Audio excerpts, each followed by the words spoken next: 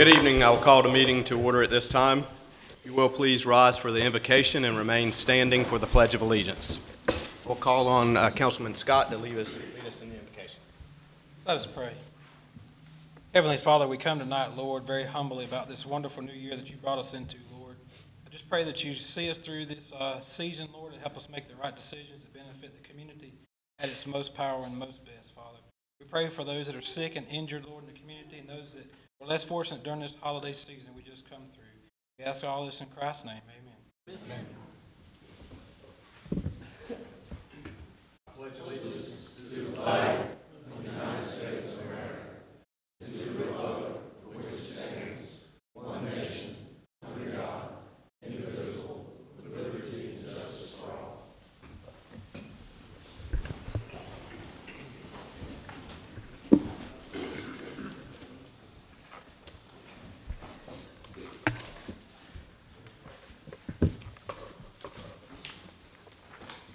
So, gentlemen, you have the agenda in front of you. I do know of one known change.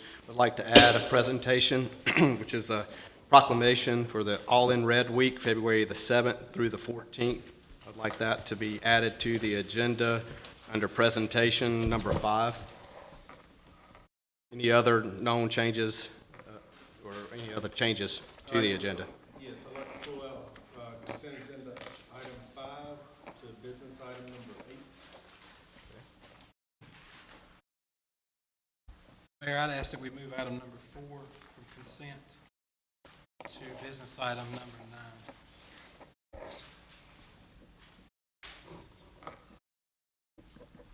Okay. Any other changes? Okay. Seeing none. I make a motion we approve the consent agenda as amended. Second. Motion and a second to approve the agenda. All in favor? Aye. All opposed? Motion carries. Thank you, gentlemen.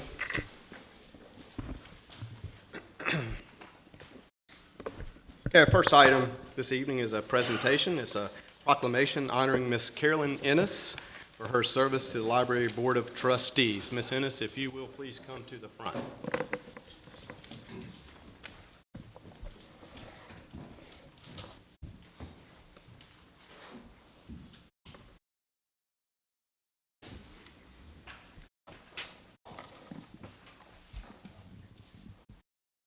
So it is my great pleasure to present this plaque to you, and I'm a bit sad that you're not going to continue to serve on the library's Board of Trustees, but I know your heart will still be there, and you'll probably still be volunteering whenever they call you, which I'm sure will be next week or whenever. Not only do I want to thank you for your contributions that you've made to the public library, but to the children of Johnston County, your many, many years of service to the school system, and just in general, to everything that you do in our community.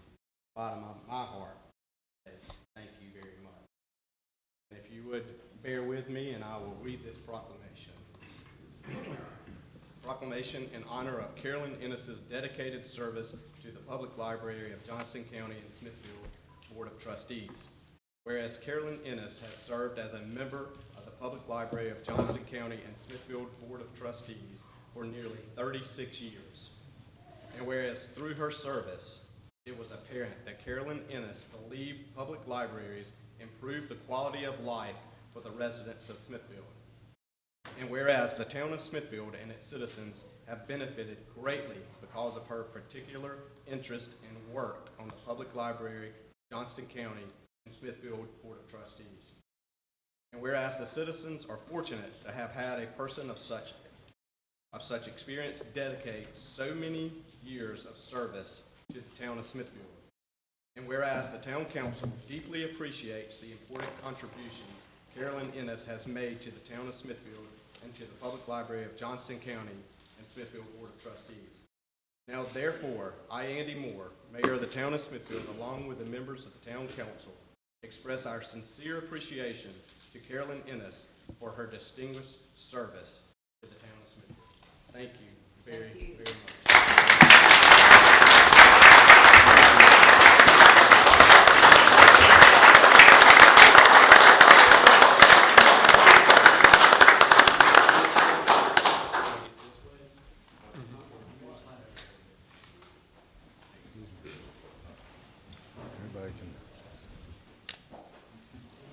focus.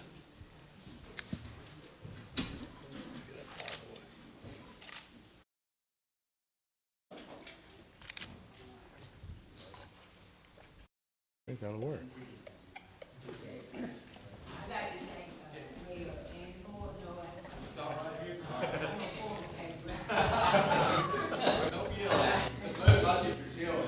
Mayor Andy Moore and the town councilman for this. I appreciate all that you've done for us. So thank you very much, and I should cherish you. Thank you, Ms. Ennis.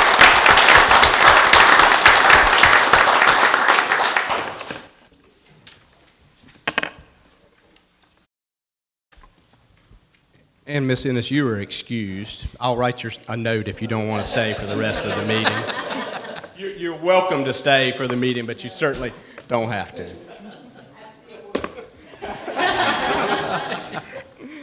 Thank you so much. Okay, our next item on the agenda is administering the oath of office for a new firefighter, Carl Chase Gurley. How you doing, sir? Yes, sir. Just fine.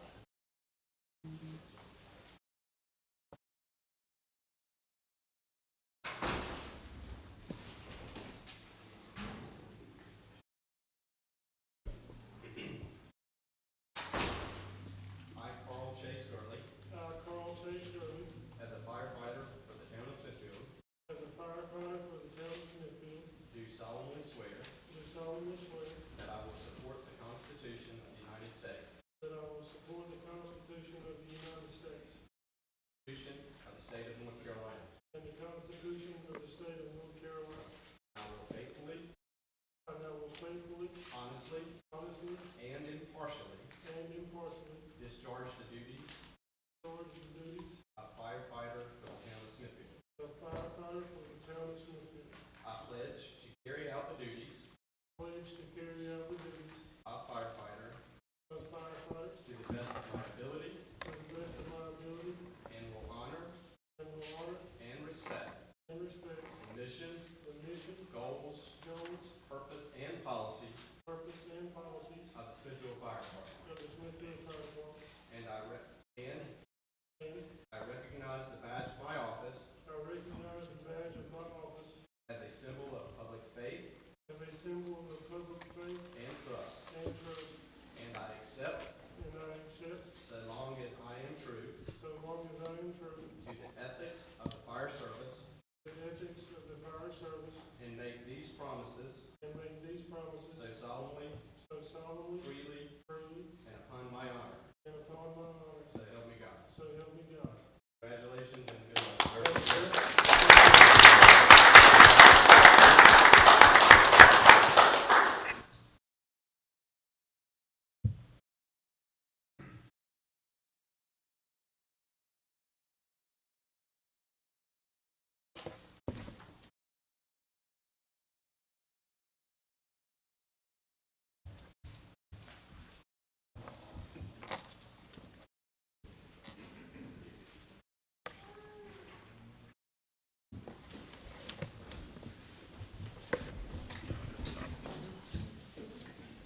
Congratulations. Thank you.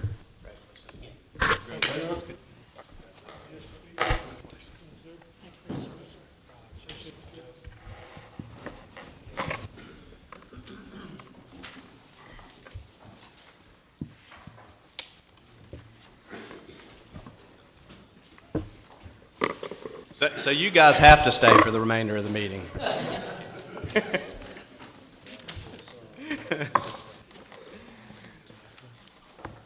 Okay, gentlemen, I will call your attention to the next item, which is the audit presentation found on page 5 of the agenda. Mr. Seiler, I'll turn it over to you, sir. Thank you, Councilman, Mayor, Town Manager.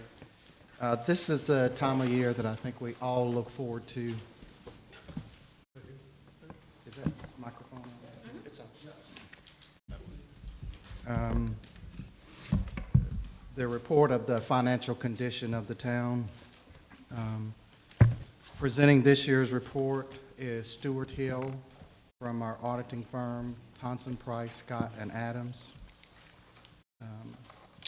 we handed out to you just shortly before the meeting a complete audit report and his presentation. So without further ado, turn it over. Thank you, Greg. Appreciate you all having me here tonight. We also appreciate the opportunity to prepare your June 30, 2019 audit report. We don't take that for granted, so we appreciate that opportunity. As Greg mentioned, you have a copy of the full audit report. We won't read this tonight unless you want to. Otherwise, we'll go with the shorter version that will be a little quicker. So if you will, in this folder, on page 1, there's a letter to governance. That's a required letter that we have to provide to share any issues and concerns or whatever that we found throughout the audit. I won't read that either at this point, but everything was basically fine. There's a couple of suggestions in there, but overall it's fine. The audit report has been submitted to the LGC, the Local Government Commission of North Carolina, and has been approved. So it's all good, all good. And with that, if we'll turn over to page 4 in the presentation summary, you're going to see a lot of numbers. These numbers are key items from the audit report, and they provide the background for the charts that follow. So we're going to be looking at the charts mostly because we feel like, as they say, a picture is worth 1,000 words. So we're going to look at the charts that start on page 5. The chart at the top of page 5 is an analysis of the fund balance. This is your general fund balance. The blue bars represent your total fund balance, and the red bars represent the restricted and assigned fund balance.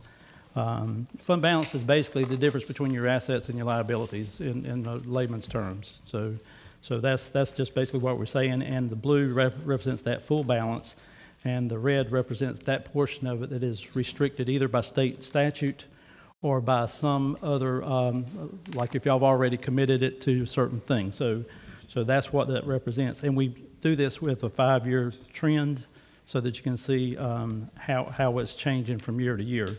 So you can see that your total fund balance in 2015 was about $8.9 million, and in 2019 it's $13.8 million.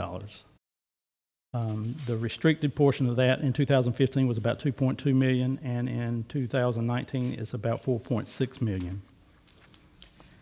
Chart at the bottom of page 5 is basically an illustration of a percentage of what your general fund balance is as compared to the general fund expenditures. That's a common, earmark that is looked at traditionally. And so you can see how that's changed from 2015 to 2019. The blue bar represents Smithfield's percentages, and the red bars represents a weighted average of other towns of similar size across the state of North Carolina. Note that we don't have the 2019 for the state average because it's not posted yet. So you can see how your percentages compare with other towns of similar size. So your fund balance is a better percentage than the average over the state for towns of your size. On page 6, the chart at the top represents a similar percentage. This is the unassigned portion of the fund balance. This is what's left to play with, basically. So you can see how those percentages have changed from 2015 to 2019 there as well, going from 58.57% in 2015 to 73.74% in 2019.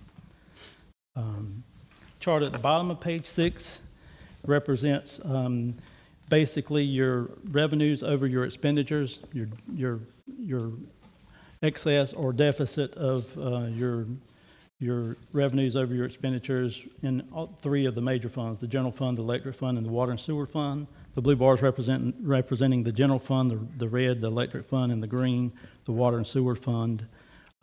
For those numbers, you can see across the 5-year trend as well. Your general fund excess was about $1 million in 2015 and $1.6 million in 2019. For the electric fund, it was about $2.5 million in 2015 and is $1.2 million in 2019. For the water and sewer fund, you actually had a deficit of about $220,000 in 15. In 2019, you have a $1.9 million excess. On page 7, the chart at the top, we're looking at total fixed assets, accumulated depreciation, and cash for those 5 years. So we can see that your total fixed assets in 2015 was about $15.2 million. In 2019, that's $24 million. Your accumulated depreciation was $6.3 million in 15, and in 2019, it's about $11.6 million. And your cash was about $3.8 million in 2015, and it's $9.6 million in 2019. The chart at the bottom of page 7 represents your cash balances, cash in the bank, and the chart on the right is your actual fund balances, and they were broken down by the various funds, the various major funds. So, and the numbers that correspond with the chart are at the bottom of the page, so you can see those numbers there. So you can just see where your money is and where your fund balances are in terms of which fund they are in. On page 8, at the top of the page, we're looking at your property tax rates, which has been consistent for the 5-year period that we're looking at. And the red line represents, once again, a group weighted average of other towns of similar size across the state of North Carolina. And once again, we don't have those numbers for 2019, but you can see that your rates are just slightly above those other towns of similar size. Chart at the bottom of page 8 represents your collection percentages. And you can see that the blue line representing Smithfield, you're 99.94% for 2019 is pretty darn good.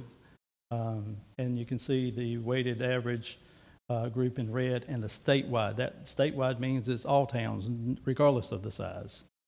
So that's the collection percentages from those. So you're a little above both of those categories there in your collection percentages.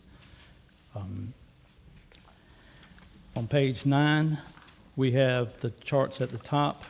The chart on the left at the top with the red bars is the property values for the 5 years, and the chart on the right in the blue is the actual levy amounts for those 5 years.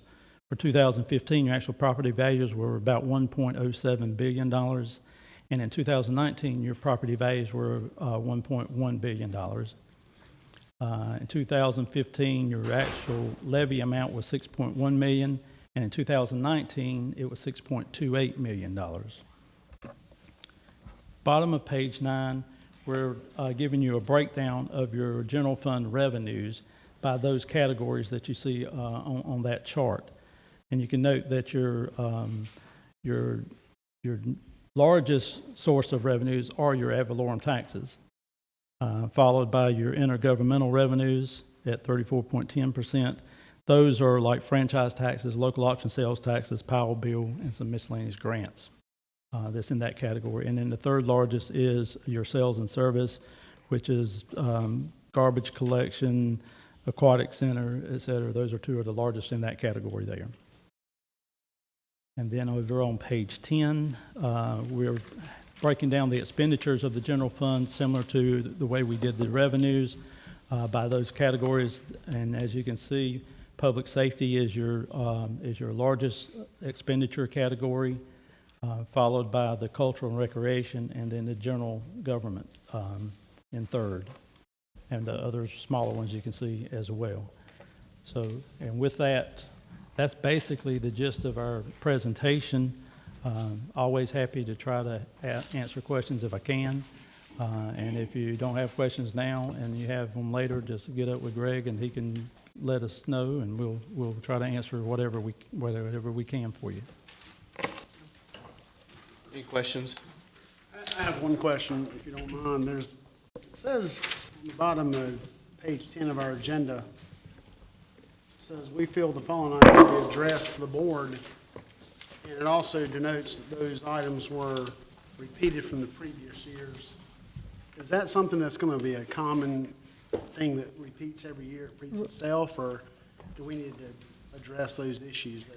I think, there's some of it that needs to be addressed, but when, in towns, sometimes there's gonna just be some just standard things that there's gonna be some sorts of issues with. But for the most part, we should always take a look at and try to address those and get it better. It's always something that it can be better. So being that it was repeated, it was just, there's more opportunity to improve in those areas. Right. It may be a little better this year than it was last year, but it's getting But it better. still But we needed, still need to warranted work be- on it. Yes, sir.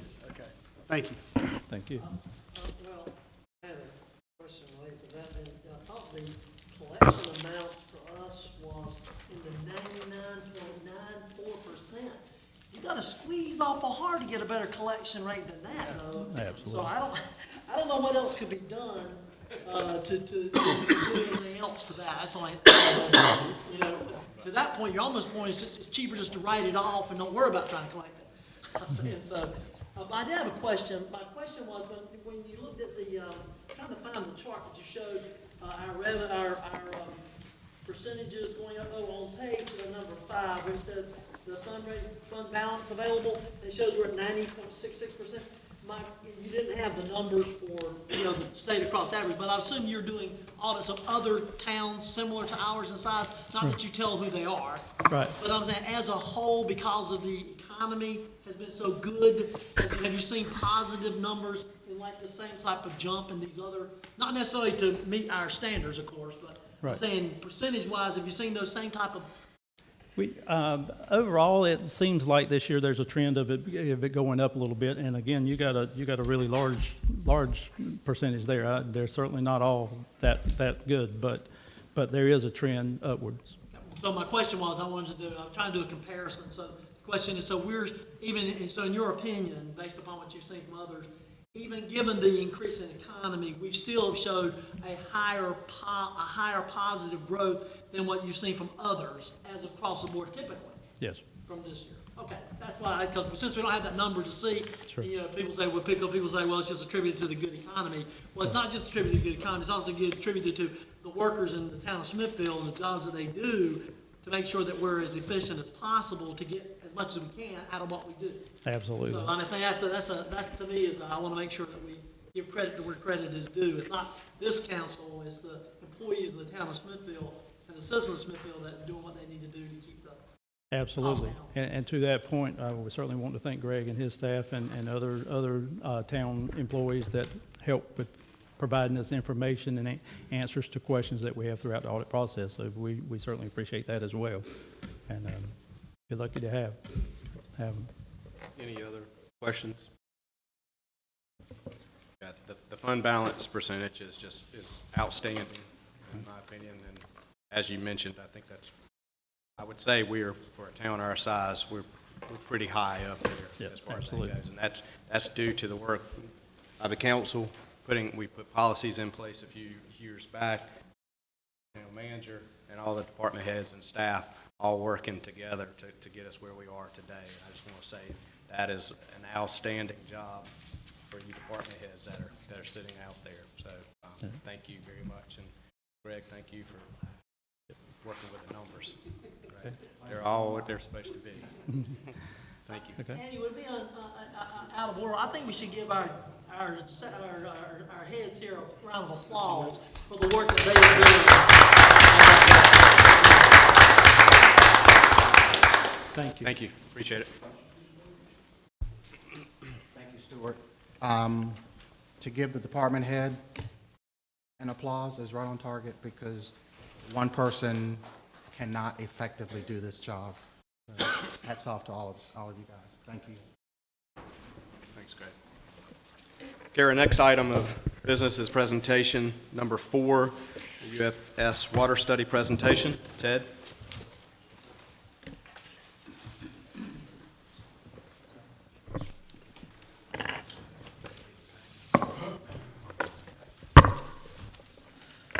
You'll indulge me, this will take a moment or two to hook up the AV.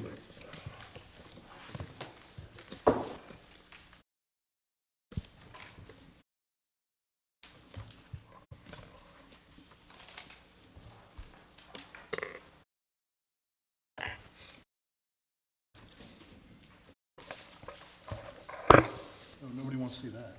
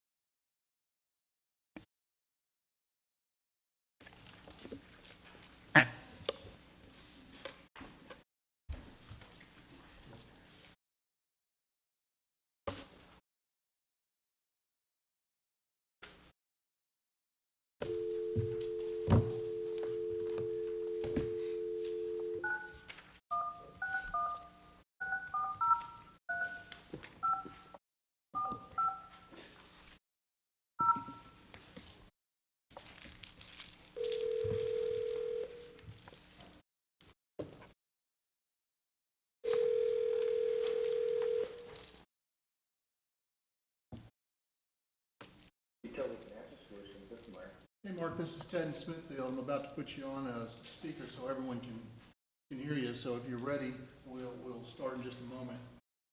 Are you good? Okay. Gentlemen and citizens, on the line here, I have Mr. Mark Beauchamp. He's the president of Utility Financial Solutions. He's got about 30 years of experience doing cost of service studies and other financial analysis for various municipalities around the country. And it was Utility Financial Solutions that we were instructed to use to do this kind of study. So anyway, without any delay or pause, I will go ahead and begin. I will hold the microphone so he can be heard throughout the entire chambers. Go ahead, Mark. Hello, everybody. Hopefully you can hear me okay. I'll try to speak up as best I can. I want to thank you for the opportunity to do a long-term financial projection for the water and wastewater funds and a cost of service study to identify how we're recovering the costs and if we're recovering them appropriately. Now, right now, your water and wastewater funds are combined together. And as part of this study, what we did to look at the individual costs of the utility is we separated the funds into the water and into the wastewater. So what I want to do is to go through the long-term financial projections that we had completed and look at certain key financial targets. And there's three key targets we use to assess the financial health of the utility. One is debt coverage ratio, which is when you issue debt, you want to make sure that you are generating enough cash to repay the debt. Another one is cash reserves. We want to make sure that you maintain adequate cash reserves that are above a minimum level of cash. And the third target is a target operating income. And I'll explain that later, but that's kind of the ideal target in a sense. That means that once you hit the target operating income, you're fully funding your operations and also the replacement cost of infrastructure. Now, as part of this study, of course, we look at your projections over a 5-year period, and we look at your capital improvement program to make sure you either have the cash reserves to fund the capital or you have to issue debt. And there are certain situations you're going to see where we're going to be issuing additional debt. And then the last thing I want to review is the cost of service results. Now, as I go through the presentation, if there's any questions, please go ahead and ask as I'm going through. Now, the first thing that we do when we build a financial projection is when you're looking out, 5 or 10 years into the future, it's based upon certain assumptions as to how costs are going to change. And the first thing that we look at is what your annual inflation rate is. And the national inflation rate's running a little over 2%. For purposes of the financial projection, we used a 2.5% inflation rate, which affects your labor cost, your materials cost, any purchase cost. Then the growth rate of the system, and we used a 0.5% growth rate. Now, several years back, a few years back, you did a financial projection and cost of service study. And as part of that, you implemented a series of rate adjustments. And as part of that, in 2021, you currently have rate adjustments planned in water of 6.8% and in wastewater of 13.3%. And you're going to see those built into our financial modeling. Now, because you have capital improvement plans, quite a substantial capital improvement program planned for water, we're looking at issuing debt in 2020 and 2021 that totals about $12.3 million in debt. And the repayment terms that we used on that was a 20-year repayment at 1.8% interest rate. On the right-hand side is the capital improvement program. And for water, we're looking at $7.3 million in 2020. In 2021, $10.2 million.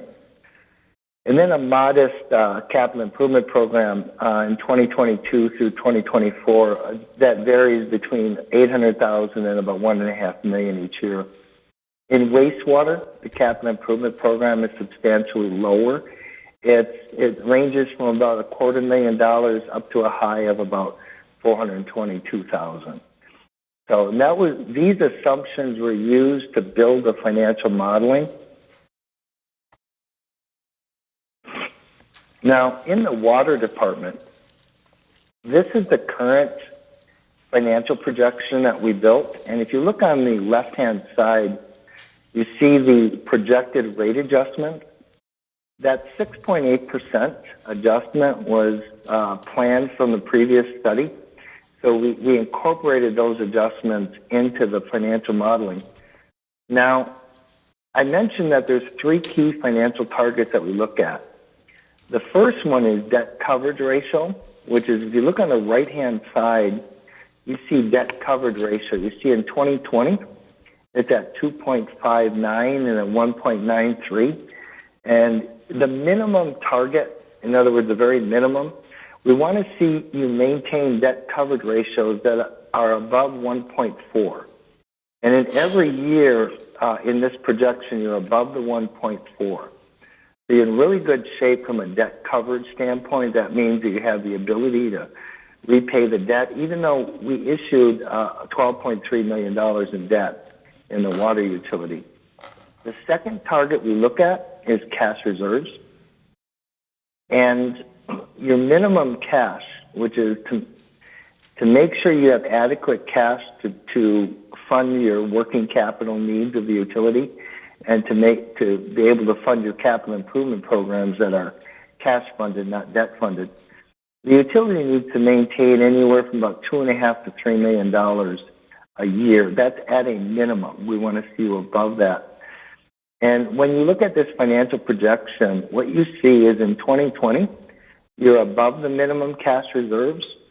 And every year after that, you're slightly below it, but not in an amount that's alarming, just slightly below it. That's with that 6.8% adjustment. So in looking at this, the plan that was completed for water a few years ago is definitely working and is adequate for the water fund. With that 6.8% adjustment in 2021, it looks like you can go until about 2024 or 2025 before you'll need another rate adjustment. And during that time, it'd probably be relatively modest, probably in the 2 to 3% range. So the water utility is very financially stable. Now, before I go on, is there any questions at all about the water financial projection? I do have one question. Hold on, Mark, there is one. Just moving forward, looking at it from a bulk water user, ask him if that 6.8% is projected and a rate increase to them as well. Okay. The question was asked if the 6.8% increase was also looked at as projected upon the bulk user for water sales as well. It was. It was anticipated that it would occur in all of them, including the bulk water user.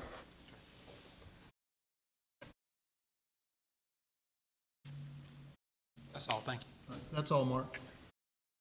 Okay. Now, I want to go through just some of the targets in a little bit more detail. The first one that I talked about, because these are key financial targets, and I just want to make sure that they're understood. The debt coverage ratio target, what we do is we look at the amount of cash that's generated through the operations of the utility in the water and the wastewater utilities, and we compare that to your debt service payments. And when it comes to like rating agencies or your ability to issue debt, you want to maintain a coverage ratio that is above about a 1.4 coverage ratio. What that means is that the utility's operation has to generate 40% more cash than what your debt service payment is. And you can see for the water utility, it's generating adequate funds throughout the projection period. It's in really good shape. The minimum cash reserve levels, what we do is we look at the amount of working capital needs that the utility has to have in reserves, because there's a timing difference between when you pay a bill, be it labor, materials, expenses, when you pay the actual bill and you get that money from customers. Any utility that bills monthly, that working capital lag is about 45 days. We also look at your debt service payments and your capital improvement programs. And we also factor in something that's a little bit subjective, but there's bad things that happen in a sense. Catastrophic events happen or occur. And we want to make sure that the utility has enough cash in reserves to at least, if something bad were to happen to the assets, be it a pump breaking or blowing up or something occurring like that, that you have adequate funds to start the repair and replacement process. So we look at the age of your infrastructure, and in the water utility, your infrastructure is relatively new. It doesn't mean there isn't parts of it that's not aged and doesn't need to be replaced. But looking at it in a global perspective, your infrastructure is only about 42% depreciated, and the average system throughout the United States is about 50% depreciated. Of course, that makes sense that it would be. And so you're below the average, so you have a relatively new system. So, now your projected minimum cash reserve, when it's all calculated out, it comes out to about $2.7 million. In 2021, it goes up a little bit to about $3.5 million. And you're in the ballpark of that minimum level. And, close enough where I don't think it's needed to adjust the rates upward because we're so close to that minimum level. So, the third target is the target operating income. And this one requires a little bit more explanation because it's what's called a utility basis target. It's how accountants look at your financial statements. And with this, what we're trying to do is not just look at cash, but we want to make sure that when we set rates, that we're adequately funding the eventual replacement of infrastructure. So this target looks at things like depreciation expense, which is a non-cash expenditure. We want to make sure that that's adequately funded because what the depreciation expense represents is the annual wear and tear on your infrastructure. And so we want the rates to recover that, because if we don't, what's going to happen is future ratepayers are going to have to replace the infrastructure that was used by the current customers. But if we only funded depreciation expense, let's say that you put $1 million asset in service with a 50-year life, and so every year you depreciate $20,000. At the end of 50 years, you have recovered $1 million to replace the asset. but it's going to cost you more to replace it than that because every year the replacement cost of the asset increases. And it's that replacement cost that we set as a target operating income. And in your situation, the target operating income varies somewhat each year, but it's around 700 to about 1.5 million each year. And you're well in exceeding those numbers. You're in really good shape on the target operating income. So this is what we look at to assess the financial health of the water utility. So now, before I get into the water cost of service results, is there any questions about the financial targets that we have developed? I do have one question. Yes, Mark, hold on. It has to do with the projection, the line item historical rate base. All right, it has to do with the line item historical rate base. From years 21 through 24, so modest increase, 3% to 4.5% a year. All right, in years 21 through 24, there's a modest increase of 3.5% to 4% every year. Between 20 and 21, it goes up 51.4%. In between 20 and 21, it goes up 51%. You looking for an explanation, John? Is that it? Yeah, I just want to. Yeah, he would like to know why that would be. Oh, you're talking about the rate of return in percent? Is that what you're referring to? Is it this slide? Are we on the correct slide? Slide 7. Slide 7. I think he's Okay. historical rate base. See the historical rate gotcha. base? Going up, yep. The reason it's going up is because of the capital improvements. In 2020, you have a $7 million capital improvement plan, which is adding to your rate base. And then you have another $5 million, I think I got them reversed, in 2021, which again, that's adding to your rate base. And when we set the minimum cash, what that line item is representing is, in a sense, we're trying to recognize that bad things happen to your infrastructure. And so we're just kind of recognizing that the more assets you have in service, the more potential risk that you face to something bad happening to it. So that's increasing because you're adding more assets into your system every year.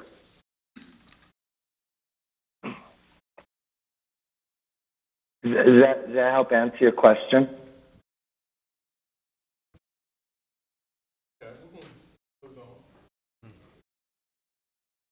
I think so, Mark. Okay. Just to further clarify it, if you go back to these numbers on the right-hand side, you see the water capital improvement program, and you see the assets, $7.3 million you're adding in assets, and then $10.2 million. That's increasing that rate base number, and we're trying to recognize the catastrophic event line item in a sense through those assets. So when you increase those asset values, it's increasing that number slightly.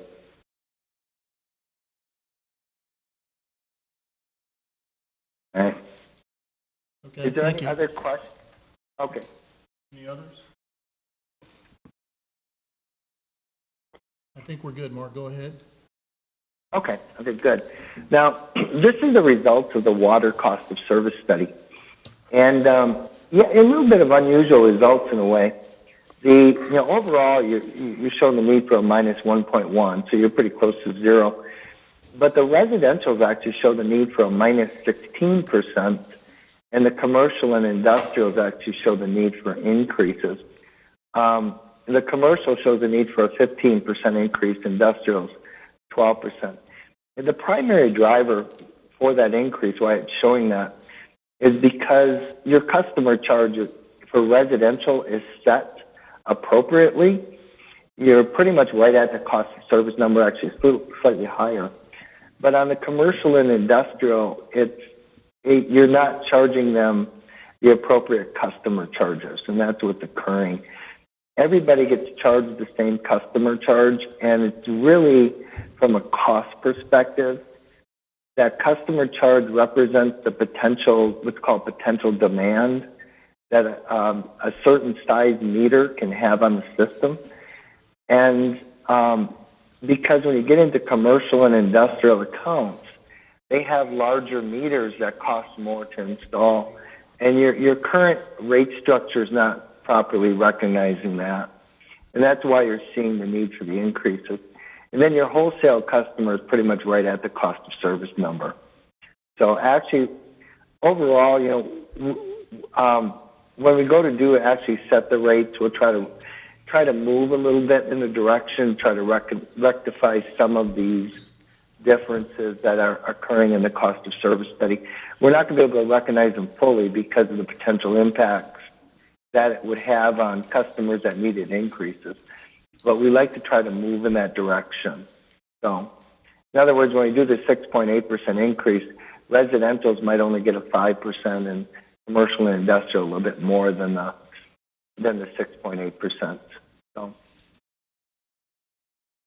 is there any questions on the cost of service results?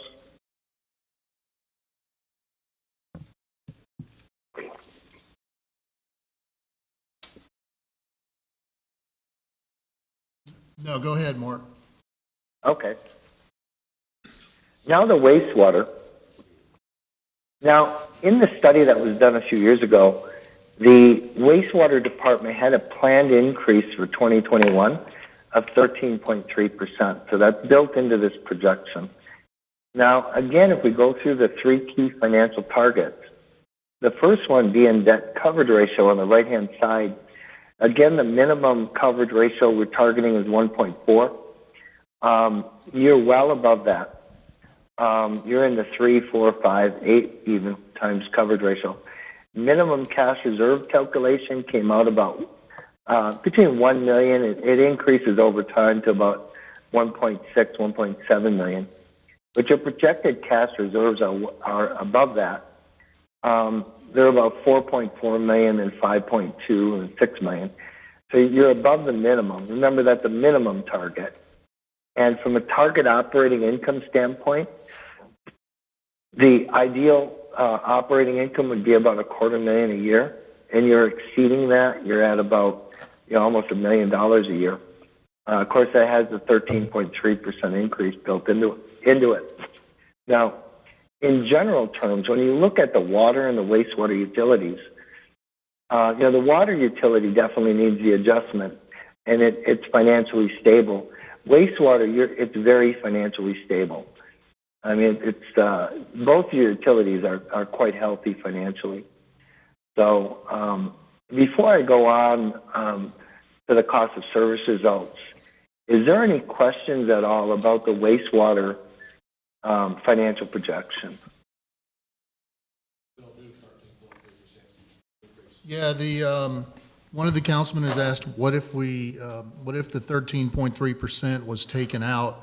I don't know if you can answer that on the fly, but at least what your impression would be. Well, actually, I looked at that. If you remove the 13.3% adjustment,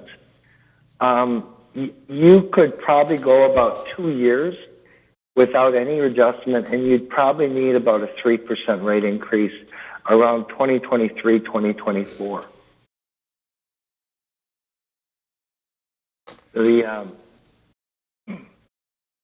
All right, thank you.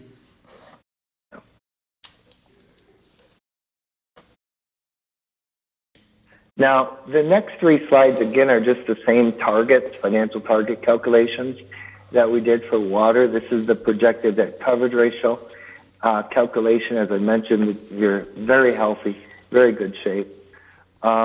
Projected minimum cash reserve calculations.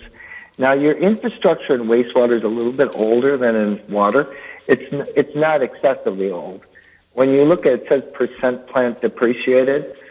In 2020, you're at 50%, which is right at the average, of course. And it increases each year because you don't have a real strong capital improvement program right now in wastewater. So the age of the system is rising each year. And in 2024, it's projected to be about 56% depreciated. So that you're starting to push in a little bit of an older system in about 5 years. Right now, you're at the average. So, but when you calculated your minimum cash needs, it's in 2020 it's about 1.1 million, and in 2024 it's about 1.5 million. So, and your projected cash balances are quite a bit above that. So, this is your target operating income, and the calculation for it, and it comes out to 206,000 in 2020. It increases each year up to about 273,000, and you can see that you're about 551,000 in 2020.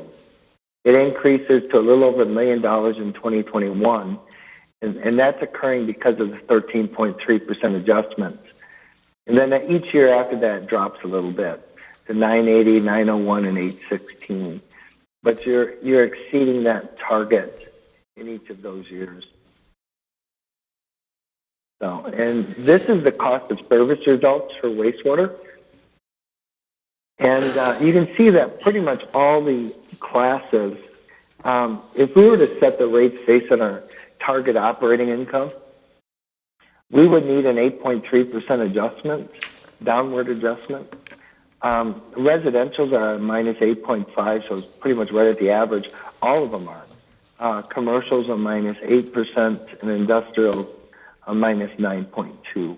So actually, in wastewater, there's no real weakness in your current rate structure.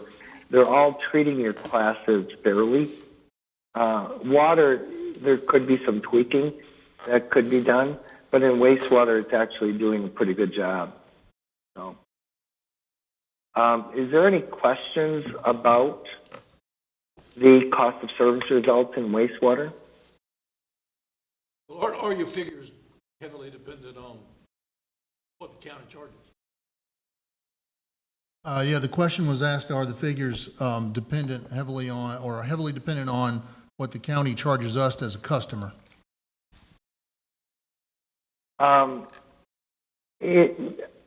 Obviously, if the county, yes, it is. I mean, if the county increases their rates to you, it's going to have an adverse impact on your rates. And if I were to go back to the financial projection, and let's say we didn't do the 13.3% adjustment, and the county had a rate increase, then what's going to happen is we're going to have to pass it on to customers. And so in 2022, for example, they did the increase. We would have to have an increase to our customers.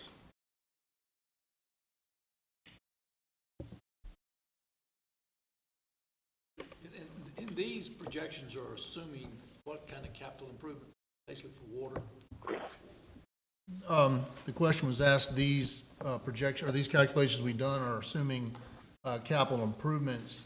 I'm not, Mr. Spence, do you mean specifically the wastewater study or the entire? The water study. The water study, I believe, would presume, and I'll let Mark answer, the capital improvements for water and vice versa, wastewater would be for wastewater. Yeah, this slide shows the capital improvements that we used in our projections. So down at the bottom's wastewater. This is just my assessment of the wastewater capital. It might be a little bit light, but what happens with water and wastewater utilities is that you have the treatment plant oftentimes, or your system gets aged all at once, and it seems like it goes several years with very small capital improvements, and then all of a sudden the age kind of hits you, and a lot of infrastructure needs to be replaced at one time. And so, like in wastewater, that's why you have the cash reserves built up, those funds, so that when that infrastructure needs to be replaced, you have the funds to replace it. But yeah, it's that's the capital improvement program that we used. That's what was provided to us in the modeling of the study. I do have one question, another question. In 2020 and 2021, the 17.5 million, is he taking into account the water plant expansion that we've discussed over the last few months, or is this? Yeah, The question related to the capital improvements in 2020 and 2021, which is the 17.5 million total. Does that include or also account for the water plant improvement project, which has been a topic for the last couple of years? And I would answer for Mark, and please correct me if I'm wrong, Mark. He was given the capital improvement plan that I provided, which did include that, yes. Yes, yeah. So, based on that, on the water cost of services, if you go to the water cost of services results. Water cost of services results page, Mark. All right, sorry about that. No, that's good. Are you saying that basically, on an economy of scale model, that these capital improvements of $7 to $10 million or whatever it is, I don't remember, are basically dependent on the wholesale, even though it's a much lower rate, the wholesale financing here is actually a positive? So that if you took the wholesale out, the whole plan would crash based on marginal rates, right?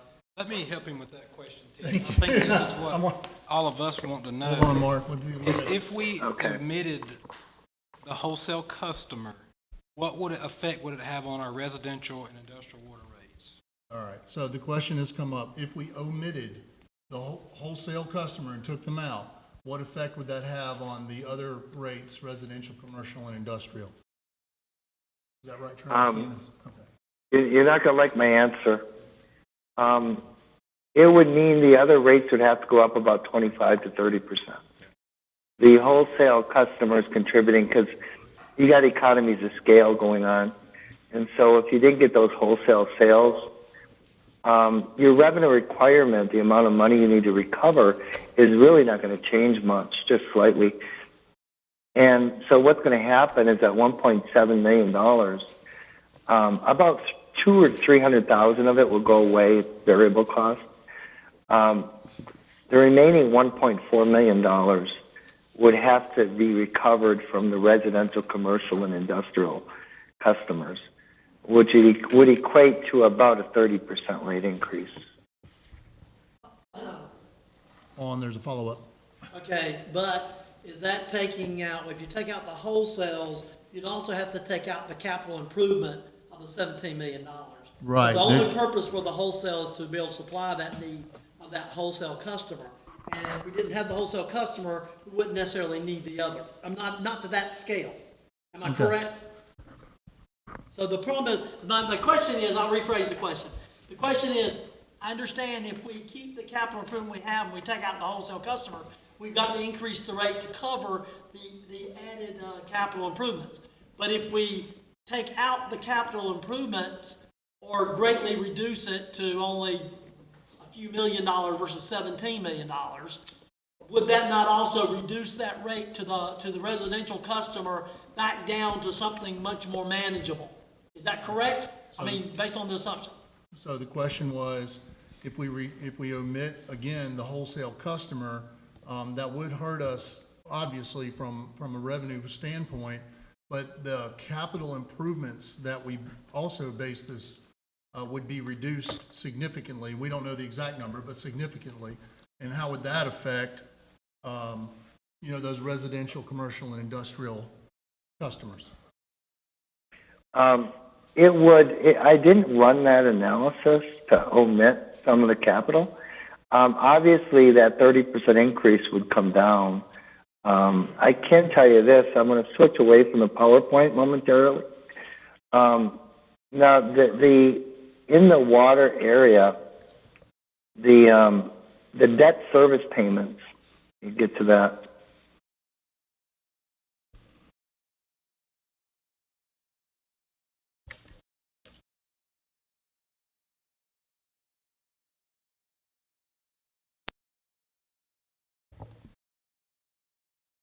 Your debt service payments increase to pay that loan back, increases by about $1 million. So over time, right around there, $800 to $1 million. And your margin that's being recovered from the wholesale customers is about 1.4 million. So you would still need rate increases, but instead of having to recover the 1.4, if the capital improvement programs weren't done, you'd have to recover about another 400,000 from those ratepayers, which would equate to, let me see, I'll do some rough calculations for you.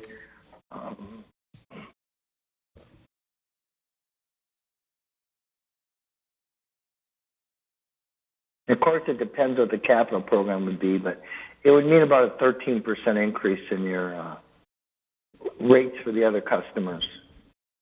But that is If you didn't do the capital improvement program and you lost the wholesale customer, you'd need about a 13% rate increase, depending what the capital improvement program was. Some of that may still be needed, so it may be a little higher than the 13%. That's with no capital improvement. We know our water plant's already 80. And that was assuming you took out essentially, I don't know, what percentage of the capital improvements, all of it, or 80%, or? I took out 12.5 million of it. Okay, thank you. I took out the debt is what I took out. I'll tell you how much I took out. Let's see. $12.3 million I took out. Does the wholesale revenue basically pay for the capital improvement and then some? All right, so the question's been asked, does the wholesale revenue basically pay for the capital or that particular project and then some? It does, yes. The debt service payment on that capital plan is about $1 million. Let me confirm that. But it's about $1 million. And their contribution margin's 1.4 million. So it's reimbursing you for that debt service payment. But you got to remember that wholesale customer is using other portions of your system too. It's not that we're overcharging them. I mean, there's transmission infrastructure that you've built also for them or have in place to serve them. So they're sharing in the cost of that also. So, but yes, they're paying for the debt service of it.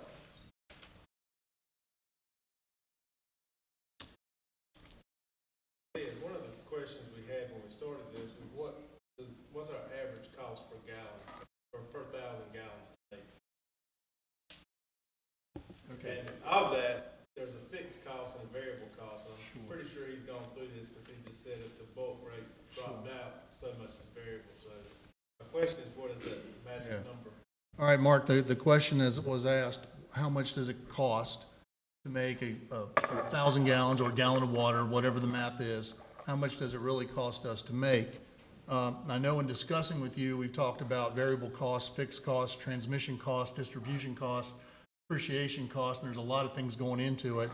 But that is a question that I know a lot of the citizens would like answered. Is there any way you can phrase such an answer? Well, this is the issue. I first, obviously when you deal with the water and wastewater infrastructure, most all of the costs are recovery of infrastructure, and the variable cost, which consists of only two components.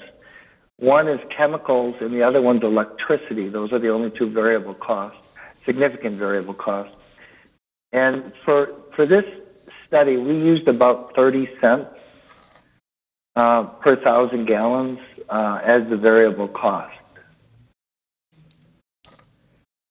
So all the rest of it is to recover infrastructure, either debt service payments or to do maintenance, repair, labor costs, those types of things that are fixed costs. So if you put in the infrastructure for. Right, so what would it be if you added an average infrastructure cost? Is that the question? Okay. I don't want to mischaracterize your questions, gentlemen. Okay. So if we put in the average infrastructure cost, what kind of number are we looking at? Well, let's see. Because I've got it broken up into two components. I'll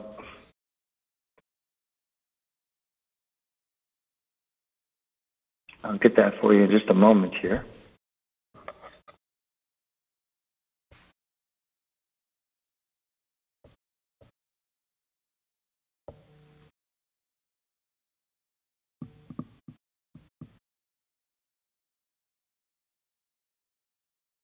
It's about $6.72 minus the 30-cent variable. So the fixed cost recovery, which is for infrastructure, labor, and cost, and materials to maintain the infrastructure, is $6.42. So you can see it's almost most all of your costs relate to some sort of fixed type cost that don't change. It's not based upon the actual production of 1,000 gallons. 96% of the cost is fixed. I should say fixed in the short term. I got to give it to you in an economic perspective. All costs are theoretically variable in long term, but in the short term, 96% of your costs are fixed.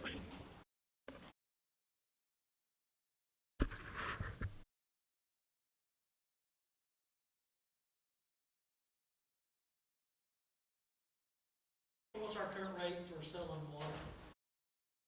Which customer, sir? Yeah. The county is $2.20 per 1,000 gallons. Yeah, but he's not taking it into, you heard he said he took out the infrastructure, so the piping system, and that's a variable number. Some of that they've supplied, keep in mind.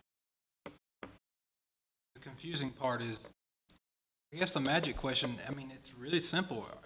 Are we losing money by having a bulk rate customer? I think they answered that earlier. All right, It's so subsidizing the citizens, and we're going to have a surplus of water if we make the water plan, is what I see. Correct me if I'm wrong.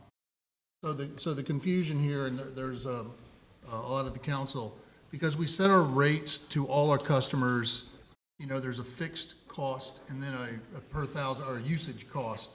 And the usage cost, you know, the fixed cost is set to design or to recover that depreciable number or your fixed cost, your cost of service. So when we set whatever that is, $10 a month or $20 a month, that's what we're trying to get that $6 and something per gallon out of. The reuse cost or the chemical energy cost, I believe Mark said that's roughly 30 cents. That's how much it costs to produce a gallon of water. Mark, did I misspeak? I don't want to. Yeah. Okay. Well, I think I know what the question is. I mean, hopefully I'm characterizing it correctly. Your average cost is like $3.80 per unit, and they're charged $2.20. And probably the question is, why are they so much less? I believe that's the question. And if you can see my screen, I'm gonna make it a little bit easier to see this. I'm just comparing the residential with the wholesale customer. And if you look at the treatment, it's about the same. They're about the same. $1.22 for residential. I guess that's outside city I'm showing. Wholesale is $1.36. The storage or the reservoirs, the wholesale customers, again, a little bit higher. The transmission system, inside the city is 46, outside is 61 cents. Again, the wholesale customers a little higher. But when you look at distribution, the wholesale customer does not use your distribution infrastructure. They only use your transmission infrastructure. So the residential customers are charged $2.65 per unit for the distribution system. Wholesale customers not using that, so they're not charged for that. And that's why you get the difference between, this is residential outside city, $4.47 with the wholesales, $2.19. That help to explain it? Hopefully I'm characterizing the question correctly.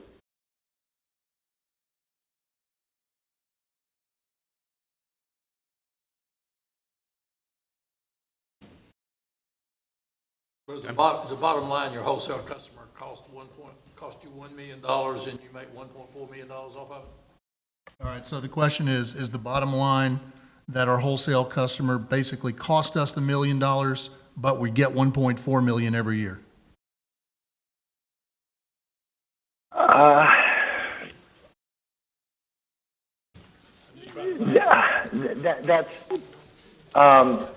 No, you're charging them 1.7 million, and they're costing you about 1.7 million in total, once you take into account the use of the infrastructure. But the infrastructure is fixed. You have to remember, there's different ways of looking at cost, and one of them is when you make an investment in an asset, you know, you made that commitment to repay it. So it's a fixed cost. So any unit sales you get after that investment, any growth that you get, is basically what's called contribution margin. In other words, most all of the revenue goes to recover the infrastructure cost.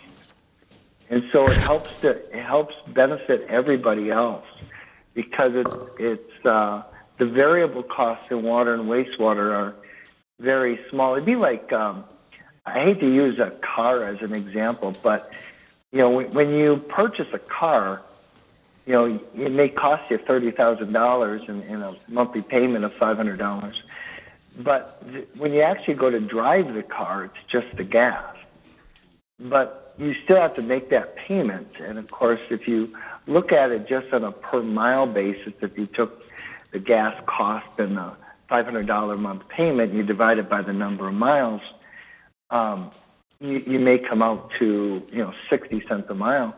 But if you drove more miles that month and you calculated the same way, because you drove more miles, of course the variable costs go up, but the payment stays the same. Instead of 60 cents, it could drop to 40 or 50. I'm not sure if that's a good example to help you understand it. But basically, you're treating the wholesale customers fairly, and the wholesale customers are paying you appropriately. And your existing customers are benefiting from having the wholesale customer. It's probably the best way to just summarize it. It's a good investment, let's put it that way. It's a good customer.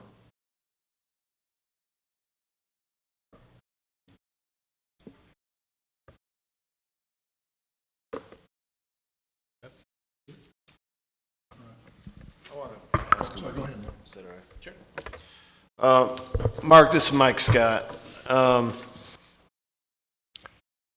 We talked a little bit about the 6.8% increase for the water charges that's projected for 2021 or planned out from our last study.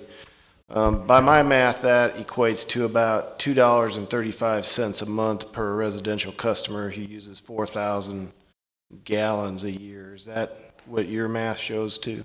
Did you hear the question, Mark? Not totally. Okay. If we assume that the 6.8% goes through, then our usage rate goes up to, I'm sorry, Mike. I've got $2.35 a month for the residential customer that uses 4,000 gallons. Yeah, so it would go up to an amount, and the manager has computed the amount, $2.30. That would be the increase, $2.35. Oh, the increase is $2 per month. Per month. I don't like dealing with percentages anymore than I have to because I just want to try to make sure people understand what that is. Yeah, he's trying to get an actual number, what 6.8% increase really represents, which is $2.35 per month to the average customer that spends 4,000 gallons per month. The in-town residential. The in-town residential. So Yeah. if you had that rate and did that, he's just looking for verification on what the actual number would be. When you hear things like, 50% increase, well, if you have a 4 cents, 50% is only 2 cents. So instead of using percentages, he was trying to give an actual number.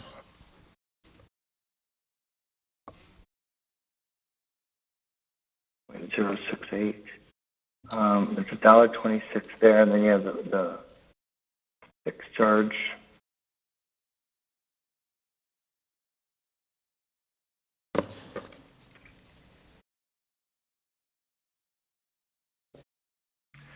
Yeah, I come out to about $1.98 at 4 units. Okay. But that, just to make sure we understand these numbers on that form he just had up there, that's the only rate that would it take the next 10 years. Is that right? All right, based on your analysis, the one 6.8% increase, because you showed, I think, in one of your slides, a bunch of 0% increases in the future, is, in your projection, is that the only increase that the town would feel comfortable, or the fund would feel comfortable for the next, till 2028 or 2029? Well, this is what I would recommend. You know, obviously, when you build a financial projection, it's built on assumptions. And right now, according to this projection, you're in pretty good shape up until 2029. But the reality of it is, I'd probably have this projection reviewed in about 2 years, 2 to 3 years, just to make sure nothing significant has changed. I thought he because mentioned- it's, you know, all of a sudden, if you identify the need for some major capital improvement that wasn't accounted for in the study, it's going to have an impact, especially in water, because even though your operating income's in good shape, your cash balances are not so good. Now, you have the benefit of, you treat the water and wastewater as one fund. So even if the water is a little low in cash, wastewater is really healthy. So it's not going to cause any immediate issue. But my recommendation would be to have this looked at again in about 2 to 3 years. But right now, the way it looks is the 6.8%. You're good for quite a few years. Yeah, I think you mentioned earlier, and correct me if I'm wrong, that you had suggested looking at possibly an adjustment about 3% in 2024 or 2025. That's what the notes I took. Yeah, you had mentioned earlier, Mark, that potentially there's another adjustment in 2023 or 2024 at about 3%. I had 2024, 2025. Correct. When I looked at the model, let me actually pull it up and show you. While he's looking at it, Mr. Creel, this was based off the block study that the Wooten Company did a few years back. Yes, sir. When you look at this, obviously my biggest concern is when you get into 2025, your cash balances, I'll make this a little bigger, I start getting fairly significantly below the minimum. It gets me a little bit uncomfortable, and I'd probably want to have a slight adjustment around 2025. It takes a little bit to recalculate it.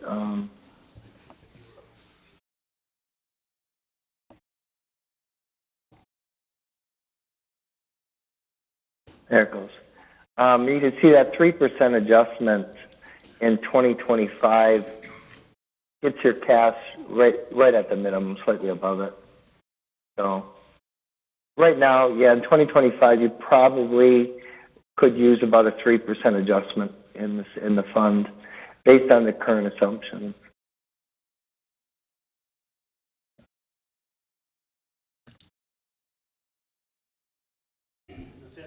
Yeah. Sorry? That's just based on the current customers we have. No, That's not factored in there. All right. The question was, this is based on the current customers we have, but he did put in as a 0.5% growth rate. Okay. There was that assumption. Correct. Okay, I'm sorry. So I'll add to his question. If we have growth, we do the plant, you're going to have a surplus of water. How's that going to affect it? If we have, Sorry, I if we didn't have- hear the first part of if the we question. have growth, More growth than 0.5%. would it affect the rate up or down? If you got more than a 0.5% growth, it's almost a direct reduction in rate. So, for example, let's say that I'll be a little bit, instead of 0.5%, I'm going to change it to a 5% growth in 2022. And I'll show you what it'll do. With a 5% growth in that 1 year in 2022, you will be set for probably the entire decade if that were to occur. Let recalculate. As long as we have enough water. There it goes. You can see that with that 5% growth rate that plugged in right there, your cash balances are above the minimums. It's in green throughout the entire decade. So,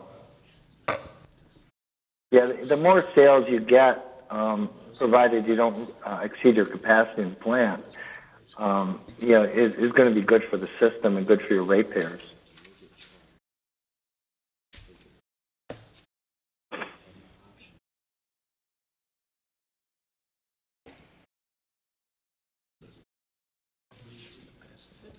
Any other questions? I mean, if he's done with his presentation. Mark, I think there are no more questions. If you have any parting comments, I'm going to say thank you so much for your time this evening.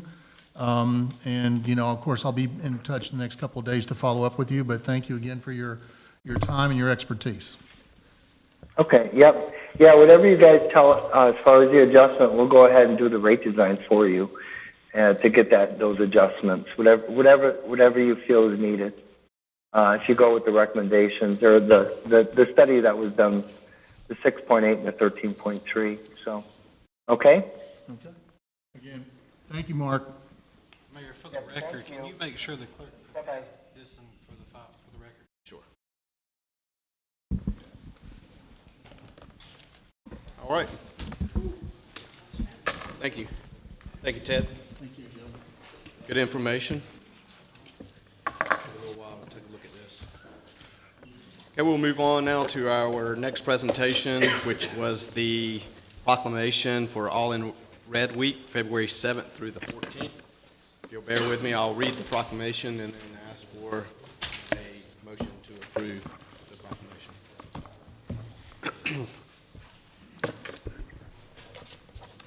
So All in Red Week, February 7th through the 14th in the town of Smithfield.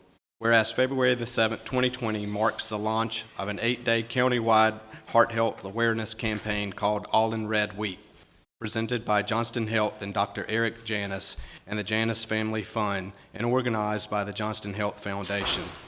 Whereas heart disease is the leading cause of death in the United States, North Carolina, and Johnston County. And whereas per the Center for Disease Control and Prevention, 80% of cases are preventable through education, resources, and prevention. And whereas per the 2019 Johnston County Community Health Needs Assessment, significant health needs identified are access to health services, economy, exercise, nutrition and weight, and heart disease and stroke. And whereas per the 2019 Johnston County Community Health Needs Assessment Implementation Plan, heart disease and stroke are on the top 5 health priorities in this county. And whereas education on early screening and access to resources for quality treatment is important. And whereas the financial challenges of a heart patient in need is enormous, and assistance from individuals and organizations will go a long way. And whereas the campaign invites all Johnston County and town residents, business owners, and visitors to participate in this initiative by wearing red on February the 7th, 2020, which National Wear Red Day, and or run a red promo or fundraiser from February the 7th through the 14th. And whereas all funds raised within this campaign period will benefit local heart patients in need through the Johnston Health Foundation's Heart Fund. And whereas All in Red Week supports Johnston Health's mission to improve the lives of the people in its communities and the Johnston Health Foundation's mission to bridge the gap to provide quality health care close to home. And whereas All in Red Week is an opportunity to increase heart health awareness and the growing needs of local heart patients, and to encourage support not just from our county, but from residents in neighboring communities. And whereas on this day we recognize heart disease and stroke survivors, those battling the disease, their families who are their source of love and encouragement, and applaud the efforts of our medical professionals who provide quality care. Now therefore, the Honorable Mayor Andy Moore and Smithfield Town Council hereby proclaim February the 7th through the 14th, 2020 as All in Red Week, and encourage businesses, industries, and citizens in the community to support and participate in this event. And Council, at this time, as someone whose mother has heart disease and has been greatly impacted by it for the last 2 to 3 years, I ask for your support for this initiative, and I ask for a motion to approve this proclamation. So moved, Mayor. A motion and a second. All in favor? Aye. All approved. Thank you very much.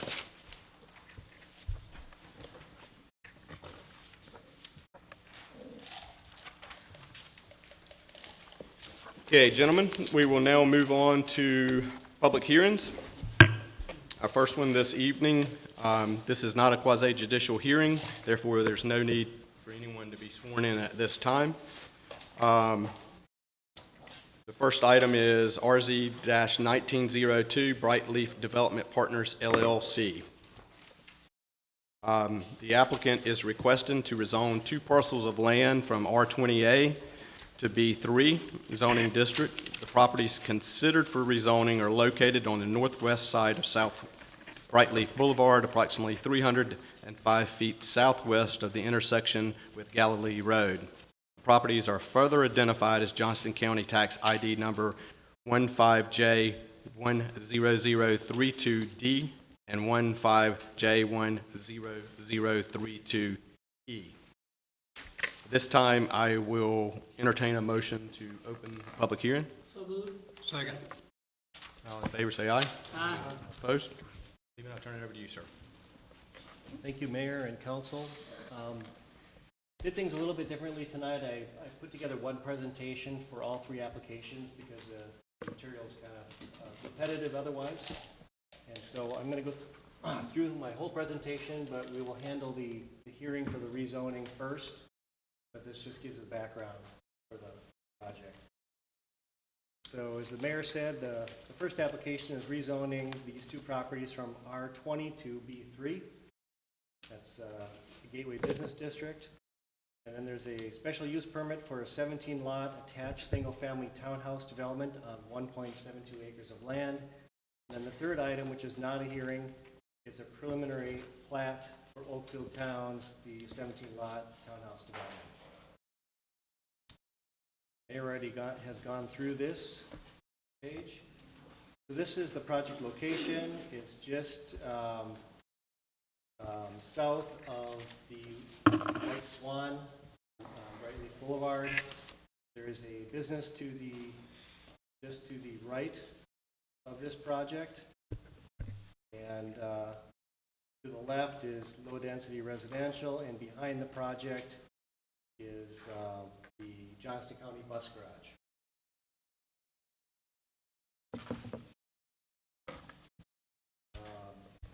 This is considered a multifamily project, which is why there's a special use permit attached. Fire protection is town of Smithfield.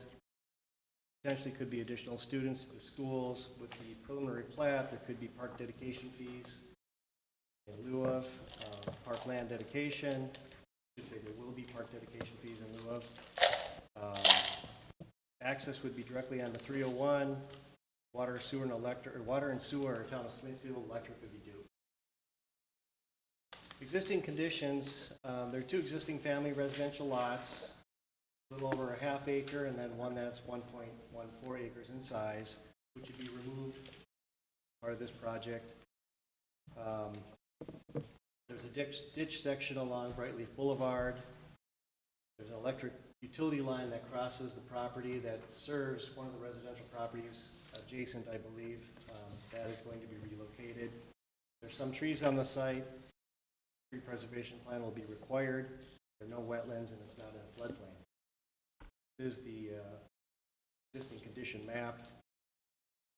There is a single-family residential structure situated almost on the, in this map would be the south property line.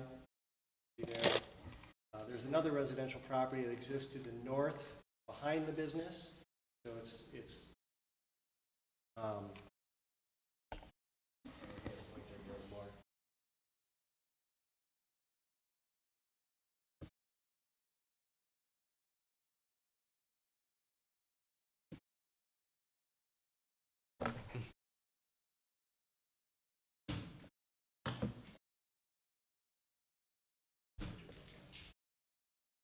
right, so the second residential is here where this little hand is on the screen. There's a residential property located there, but it's about 15 feet off the property line. Just want to clarify that. The business is located in this area right here.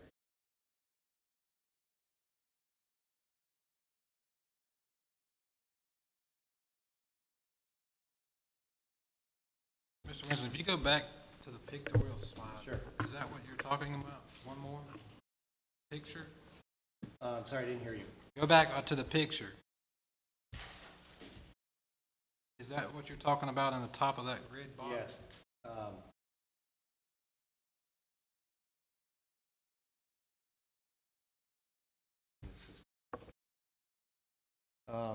I'll just walk over and point. This is the warehouse business, B3 property. This is a residential property. There's the house. The other house I'm talking about is located right here. Answer your questions? Okay. All right, so with the rezoning analysis, the properties are currently zoned R20A. The comprehensive growth plan guides the property for medium-density residential, which includes multifamily. Multifamily is allowed in both the R8 and the B3 zoning districts, so we kind of looked at both of those as a way to achieve the comprehensive plan guidance and achieve the client's desired allowance to do multifamily. The adjacent property is zone B3, so staff thought it was more appropriate to rezone the property B3 to achieve the client's goals and not have a small little R8 zoning district stuck out in the middle of nowhere. So we're basically expanding the B3 district to accommodate their needs as well. So the rezoning does achieve the same density without what could be construed as a spot zone. So staff felt that the subject properties are guided in the future land use map, the one that's not yet adopted, also as medium-density residential.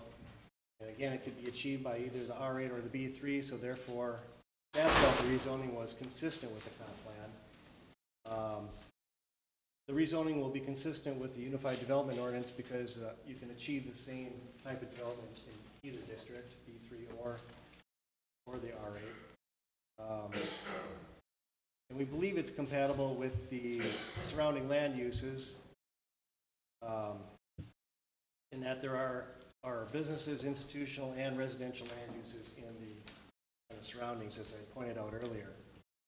The townhouse kind of is a transition from the low density to the business use adjacent.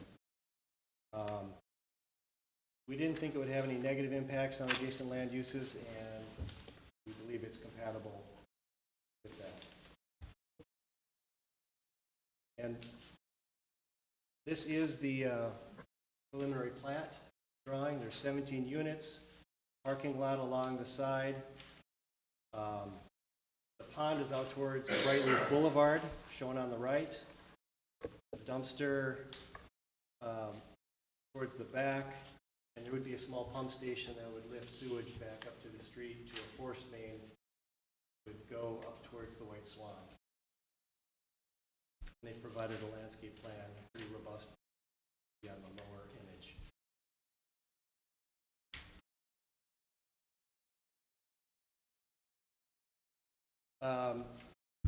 So we're looking at 17, roughly 1,300 square foot attached single-family townhomes on the 1.72 acres of land. Each of the townhouses will be 0.03 acres in size, the actual lots, with the remainder of land held in common, holding the parking, stormwater, pond, dumpster, clustered mailbox, sidewalks, and landscaping. Each lot will have a small patio in the rear and a covered entrance and landscaping in the front. The UDO requires a minimum of 4,500, excuse me? Excuse me, I know you're going through all this whole presentation, but I think the key is that we really need to deal with the zoning issue before we deal with all this other, because I think that's what we need to focus on first of all. I think it's important to understand when we get to the next part, that's important for us to cover. But if we don't take care of the zoning part, because I have some questions about zoning, because I'm looking at the chart, and the chart you show, one chart shows, and that's why I said I got bogged down on that, because I'm thinking, hold on, I can't focus on the zoning and then focus on these other things when the major issue at hand is the zoning. So I'd rather us deal with the zoning first. You understand what I'm saying? I mean, I think, does that make sense? I mean, anybody else? I think that's what we need to do. So looking at your picture, go back to your picture way at the beginning. Because I got some confused. I see two things here. and that's what I want to make sure I understand. The picture of that one, yes. So if you look at on the side of here, it says that the existing zoning is R20A residential agriculture. That's right. Correct? Okay, so then if I turn to the next page, it says that the land here is presently zoned B3 RZ 1902. Is that not the same? Am I confused? Is that something different then? Is that not the same area you're talking about? Because it says zoning, present zoning is B3 RZ 1902. But the picture shows R20A residential agriculture. I'm confused. Maybe I'm not reading it right, but you see my point? Which is which? Is it R20 or is it B3's RZ 1902? You know, I don't recall where this came from, if that was the adjacent zoning, I apologize. But it's 20. It's R20A currently. Okay, it's R20, yes. so it's actually agricultural, residential agriculture. That's right. Okay. So I think the issue at hand for us is whether or not we're willing to rezone this area from being residential agriculture to something else. I think to me, that's the main issue first of all. And so really our discussion should be, my view is the discussion should be around whether or not that we're willing to do that. And there's several things that I think can be discussed related to that one way or the other. I mean, so I see that there's actually so you say that there's a business, go back to your map again, if you would, have your chart, your picture again, because you pointed that out earlier. That's what I'm trying to see. So I want to see what type of, go back to your map, your picture again. Yeah, right there. So you're saying that one big building there down to the right, lower right of the box is actually a warehouse. It's a business.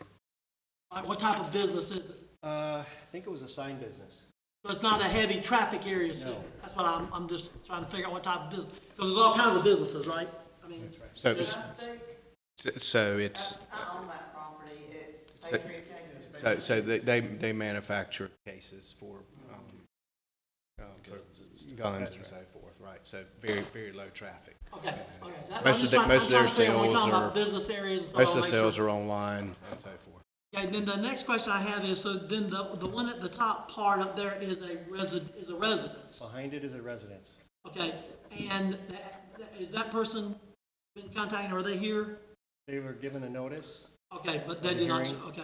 All right, and then the other one down, then there's another resident, you said down on the bottom to the left, right? Yeah, to the left of this project, facing Brightleaf Boulevard. When you're on Brightleaf Boulevard, the property to the left is residential, and I believe there's 2 homes on that lot. One of the homes is right on the property line. Okay, so there's a warehouse business of some type up on the one side, and then the other people that are around it are residential houses. And the bus garage behind. Yeah, bus garage, which there's not, that's nowhere that's at too.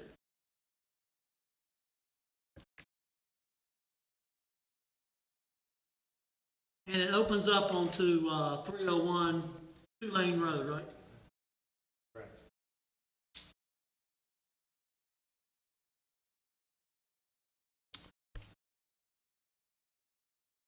So, yeah, so the question is at hand is whether or not we believe that we should be, this particular piece of property right here, that is zoned as residential agriculture, if we should change it to a business zoning area. Correct. That's the question at hand, right? Because if Correct. if that doesn't happen, nothing else can happen, right? Correct.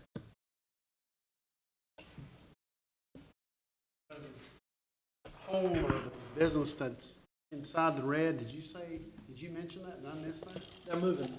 They're moving that home? is 2 that- homes will be removed, Okay. and the business, which the. Well, I understand, yeah, I know, yeah, the business, but that the remains. immediate impact zone there, that home will be moved. Those 2 homes would be removed.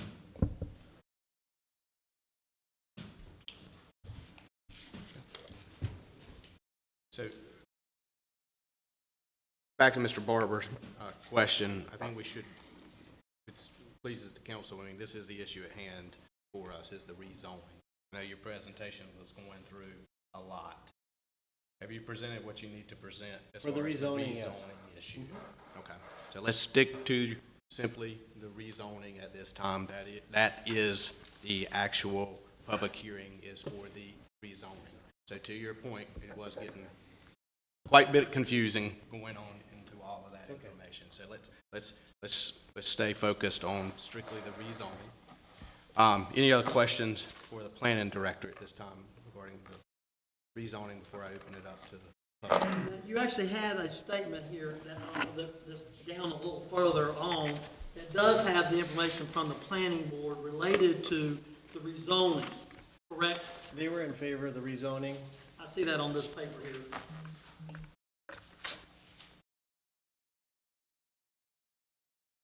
Any other questions for Stephen at this time on the rezoning? If not, is there anyone in the audience wishing to speak on this matter? If so, please come to the front. Okay. Seeing no one. Yeah, I will. Yep. Well, actually.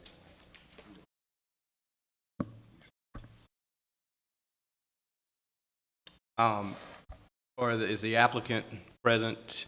Okay. I know this is not a quasi-judicial hearing, but do you agree with the information that's been presented by the planning director at this time for the rezoning? Okay. Sure. Yeah, that's fine. Right here's fine. Yeah, that mic should be on. Had to go over there during the plan. Yeah. It was new. I'm not even used to it. Good evening, I'm Donnie Adams, Adams and Hodge Engineering. My firm is the applicant on this project. We've worked with Stephen throughout this, and we have no issue with what he said. A couple questions that came up talking about the perimeter property. I know the owners, the developers are here tonight and would be available for questions throughout this hearing if necessary. But they have spoken to the adjacent property owners, and my understanding is that there's no opposition to this rezoning or to this project. Thank you, sir. Sure. Come to the front, though, Scott. Is it a question for him or for us? Well, for him, I suppose, are these? So if you'll come to the mic and state your name and address. I'm Scott Bolt there. I was just curious as to whether these are owner occupied or rental, whether they're market rate or something. So I'm gonna hold this to the rezoning, because that, in my opinion, is not a question as part of the rezoning. Is that correct? Right. Yes. We're asked for rezoning this time. But a very good question. Yep. But it would come later.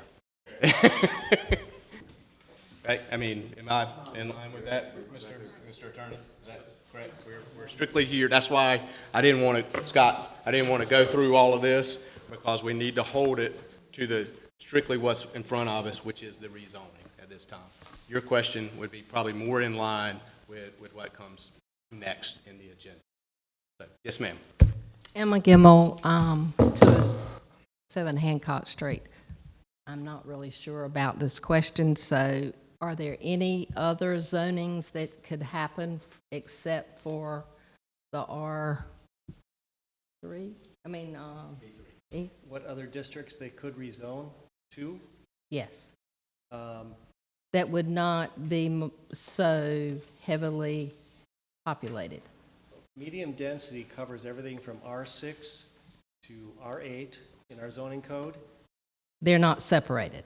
They're all blended Three different together. districts that could achieve a medium density, but R8 is the only one that could do multifamily. So why does it Or- have? or And this B- is multifamily. Or B3. B3 can achieve a multifamily also.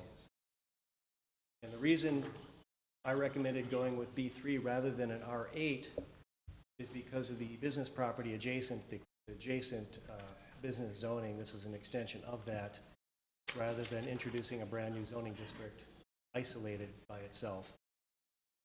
But aren't you also introducing more availability to continue making more dense population in that area? With either R8 or B3, yes. Is one easier to do it than the other? It's the same. Thanks. Thank you. Anyone else wishing to speak? Okay. Any other questions from the council at this time? Mayor, I have a concern. We've been down this road before, and I support the planning board. But this is potentially spot rezoning, if I'm not mistaken.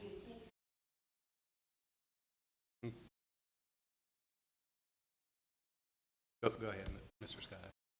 That's just my only concern. Okay. Any other questions or concerns? No? This time I'll entertain a motion to close the public hearing. So move. Second. Motion and a second to close the public hearing. All in favor? All opposed? Okay. What's the pleasure of the council? I move that we do not rezone this area. I believe it's suitable for the residential area, and because you have a two-lane road, and unless DOT comes in and widens the road, I think traffic becomes an issue. And to my co-councilman over here, I agree that may more of a spot zoning, and I think we have some issues already in town with some of these type of things that we've done in the past, and I'd rather see us more of a consistent approach. That's why we have a planning, that's why we have all these zones, that's why we go through and make these changes, so that we can kind of have a consistent growth plan throughout the town. So my move, I recommend that we do not approve the rezoning. Okay. We have a motion. Second. Second. A motion and a second. All in favor of denying the rezoning, say aye. Aye. All opposed? Motion carries. Thank you. Thank you, sir. Okay, so, give me a second here.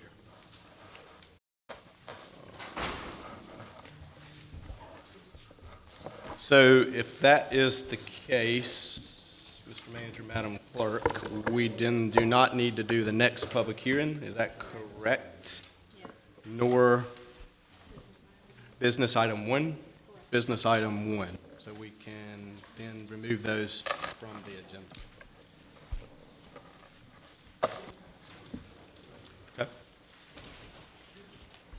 Okay. All right, next item of business is citizens' comments. If there's anyone wishing to speak during citizens' comments, please come forward.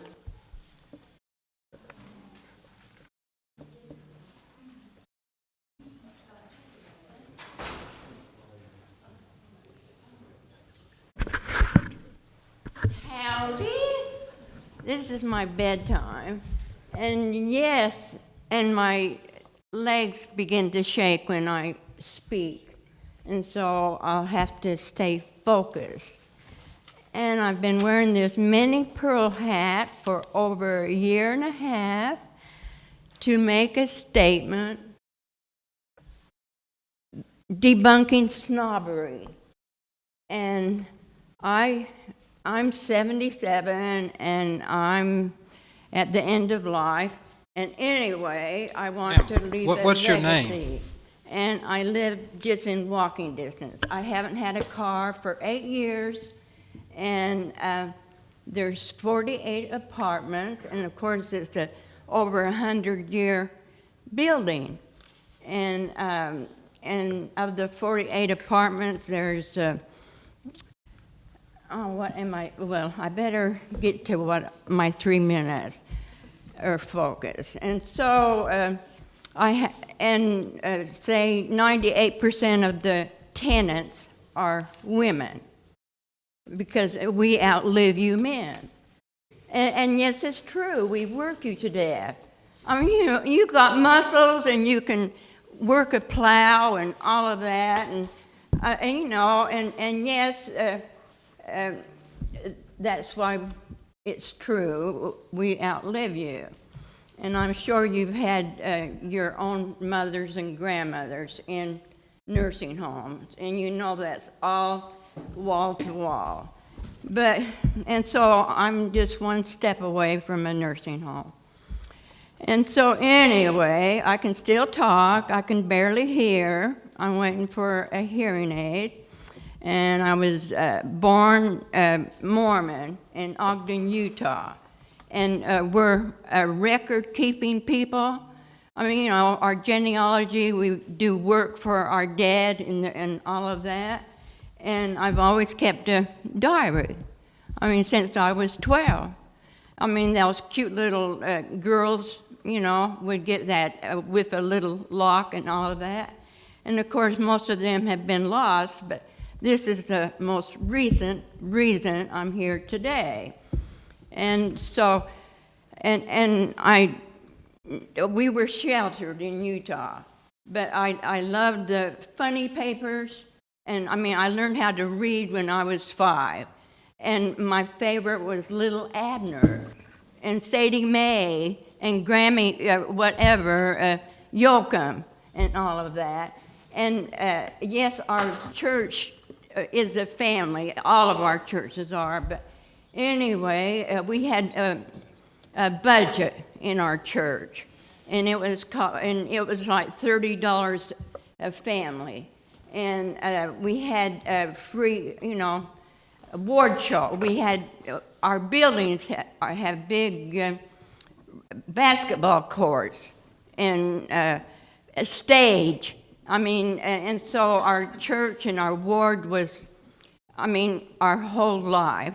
And when Disney, and I loved, Abbott and Costello and Roy Rogers and all of that. But the Disney movie, besides Bambi, was the Song of the South.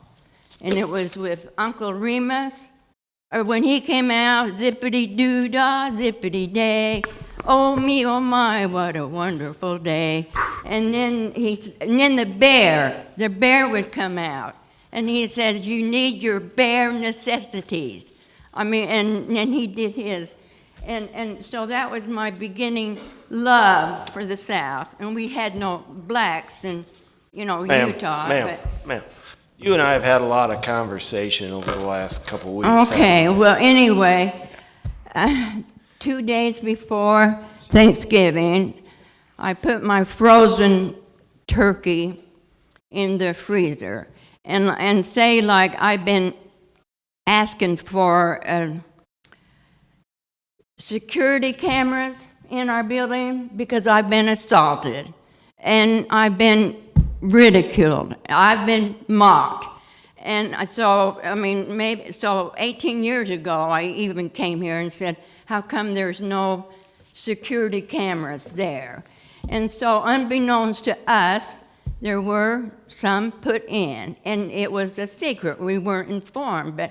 And we got a community room, and I know you're aware of it, but it's dominated by what we call the drama queens. And so, anyway, and I always do my title when I do my diary, and the title is Homemade Turkey Soup for the Soul. And of course, you all know how the chicken soup for the soul took a rating. But anyway, and so it's a big effort. And so you have to sign up a month or two ahead to get your turkey. And I don't have a car, but I have a good church family in the First Presbyterian Church. And the old man, Gene Miller, 80, says he'll go take me to get my turkey. And of course, I brought it home, and it's awkward because we have no carts or anything. And I said, I don't want you to carry it. It's too heavy. And so I said, I'll go ahead of you. And, but lo and behold, before I could turn around, he was changing the freezer shelf because the turkey was so big, and he put it in, and so he was undercover that there's a turkey in there. And of course, I was so thankful for him. And the following day, say at 10:30 a.m., I went to get my frozen turkey, and it was stolen. It was gone. And of course, I had a fit. And who took it? And they were in the drama room. I said, you're all on camera here. You're under suspect. And of course, they said, well, go tell Kay, our manager. And of course, she's always busy. And so So I said, well, I'm going to go to the police station. I mean, and say in person, I want the footage. I want the footage of who stole my turkey. And and I waited. There was a shootout somewhere, and all the officers were gone. But anyway, Officer Fairclough was summoned, and it took like 40 minutes. And my blood pressure was going up, and I was scared of breaking down. But he took me into a classroom, and I rambled on. My turkey's been stolen, and we got security cameras there.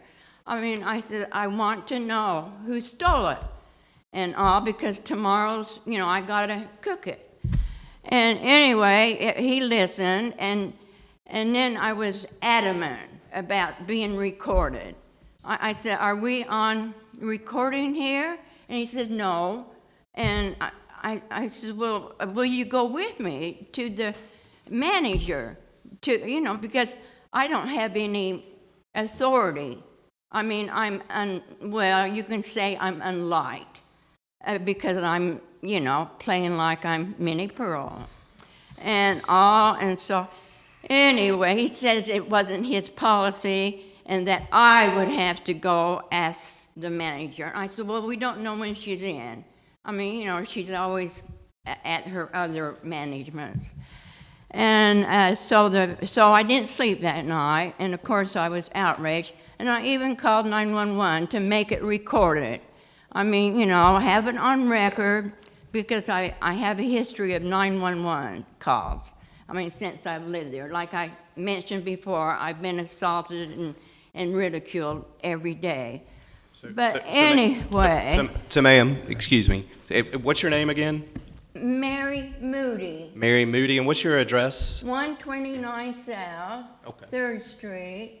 Okay, so generally in citizens' comments, we allow 3 minutes. You've now been Okay, going I know I'm on on a for 9 limited minutes, time. so I will have to cut you off in just a Okay, second. So did you file a police report for your stolen turkey? Is there any way, this is my last straw, so is there any way that you can get the footage of who stole my turkey? Okay? Okay. So you're saying that Austin Manor has cameras? Okay. And I like to, when we and can I check, like it to we can come consult with the Michael Scott, he escorted me back home. Okay. We can check And so with the that's police all- department It's very and see. simple, okay? Okay. And so, thank you. So did you get another turkey? Pardon? Did you get another turkey for Thanksgiving? Oh, that's disgusting. And so, finally, so my manager brought me up with turkey. Okay. And then, so it could have been her that stole it. Okay. But you And got anyway, a turkey I back. went down with the big cop to her office because I was still insistent for The footage. Yep. And he got in his pocket, took out his wallet, and he was going to give me a $20 bill. He said, here's a $20 bill to go buy yourself a Okay. turkey. All right. And So that's so a we'll pretty check insult. with the police department and see And what we I can don't do, know Miss his Moody. name, Okay. but Thank you. There should be a new training about old ladies. Okay. All right. Thank you, Miss Moody. Okay. Anyone else wishing to speak?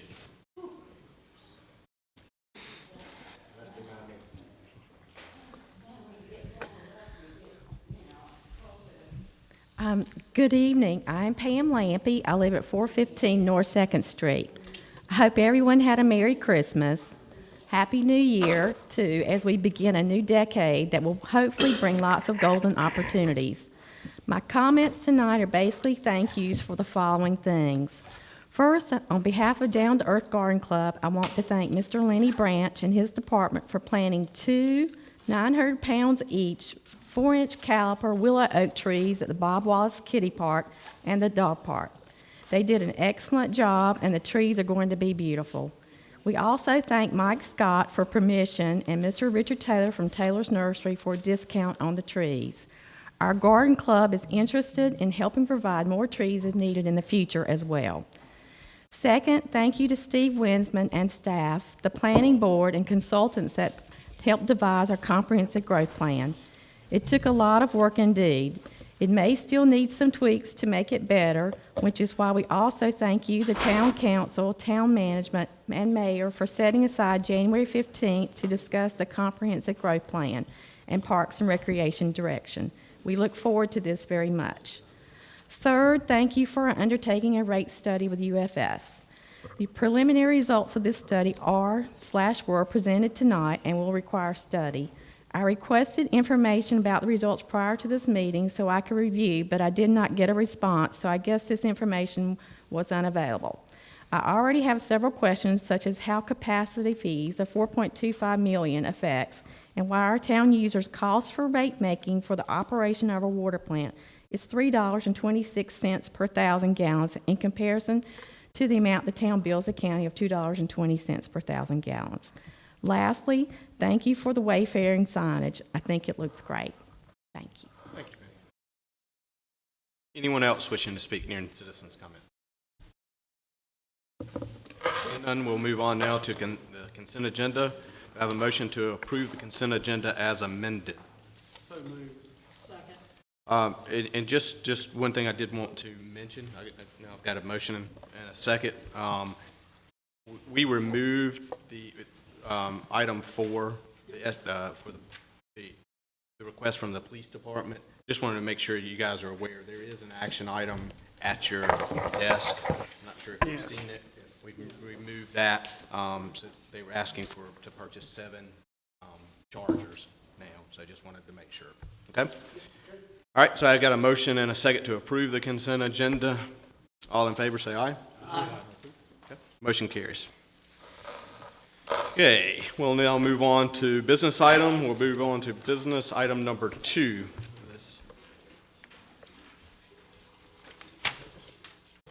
Which is the annexation request, Johnston County ANX-19-02.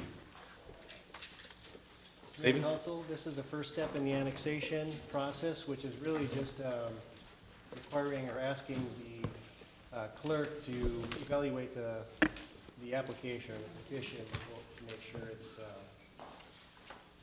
get the word, appropriate anyway. Sufficient.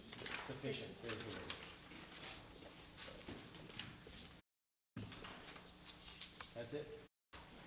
Okay. Any questions or anything for Stephen this time? If not, we'll entertain a motion and a second to approve. I move that we do the... To adopt the resolution? Yes, adopt the resolution. Thank you. Number 653? 19-02? Resolution 653, is that correct, Madam Clerk? Is that a motion to approve resolution number 653? Okay. Have a motion to approve, all in favor? Do we have a second? Second. I'm sorry, second? All in favor? Aye. Thanks. Thank you, sir.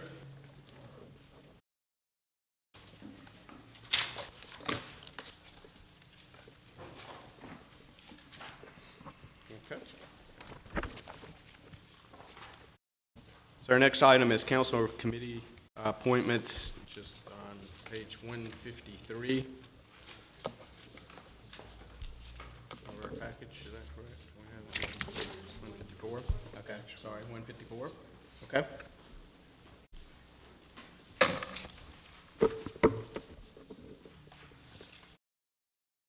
So we have several vacancies that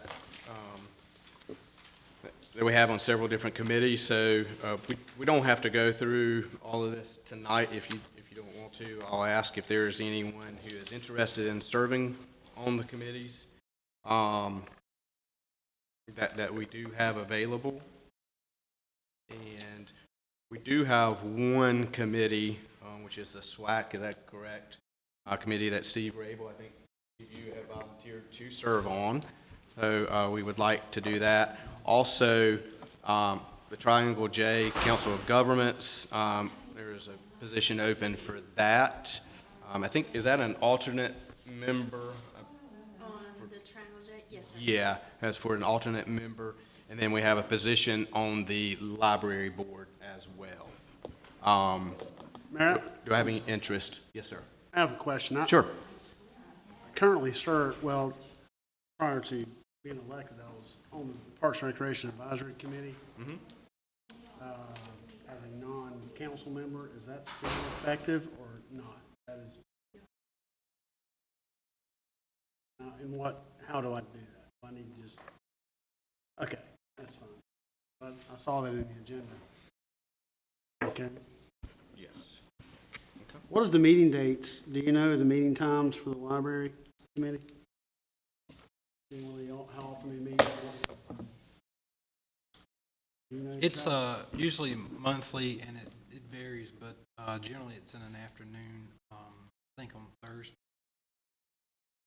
Sometimes they change it. I've had the honor to serve on that board since my position with the council here. And it's very rewarding. A lot of good things going on. Just like a time for me to renew. And Miss Margaret just recently retired, and I think they've made some changes to their schedule, so I wanted to. Yeah, I just need to know.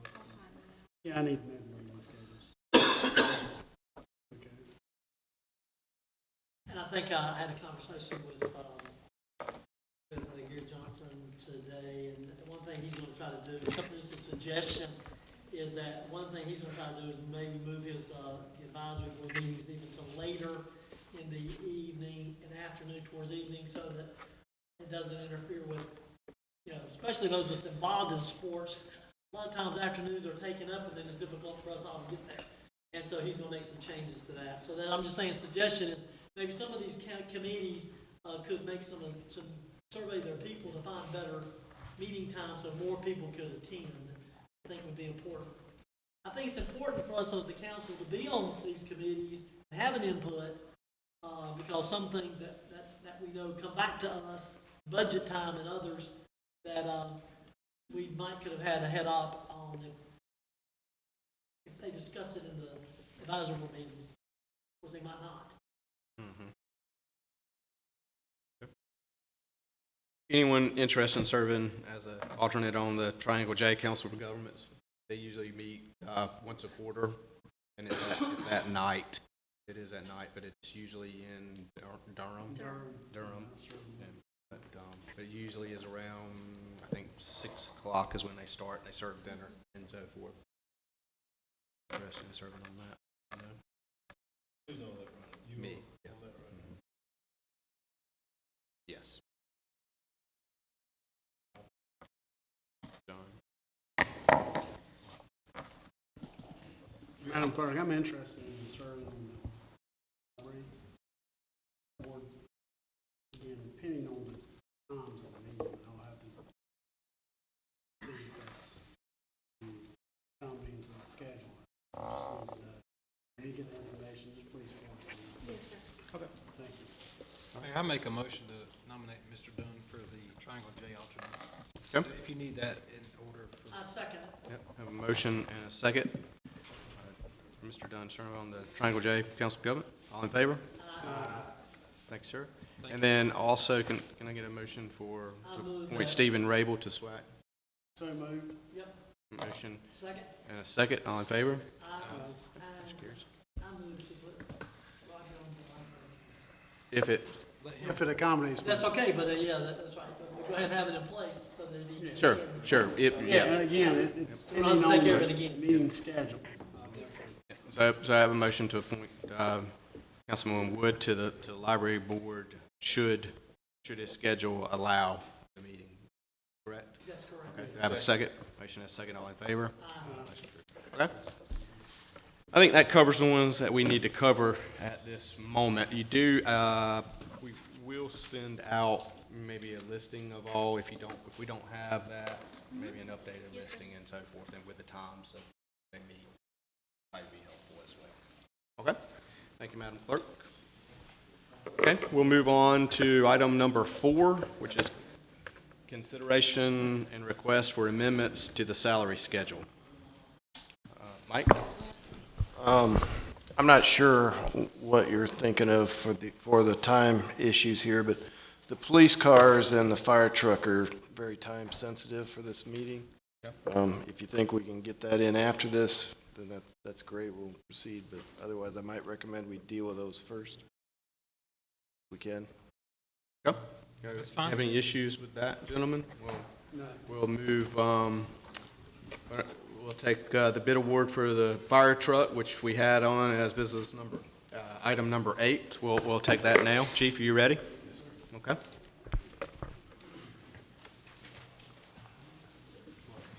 Thank you, Mayor and Council. In your agenda packet, you should receive should see where we have submitted a request to seek approval to purchase 2020 Smithfield fire truck from Atlantic Coast Fire Trucks.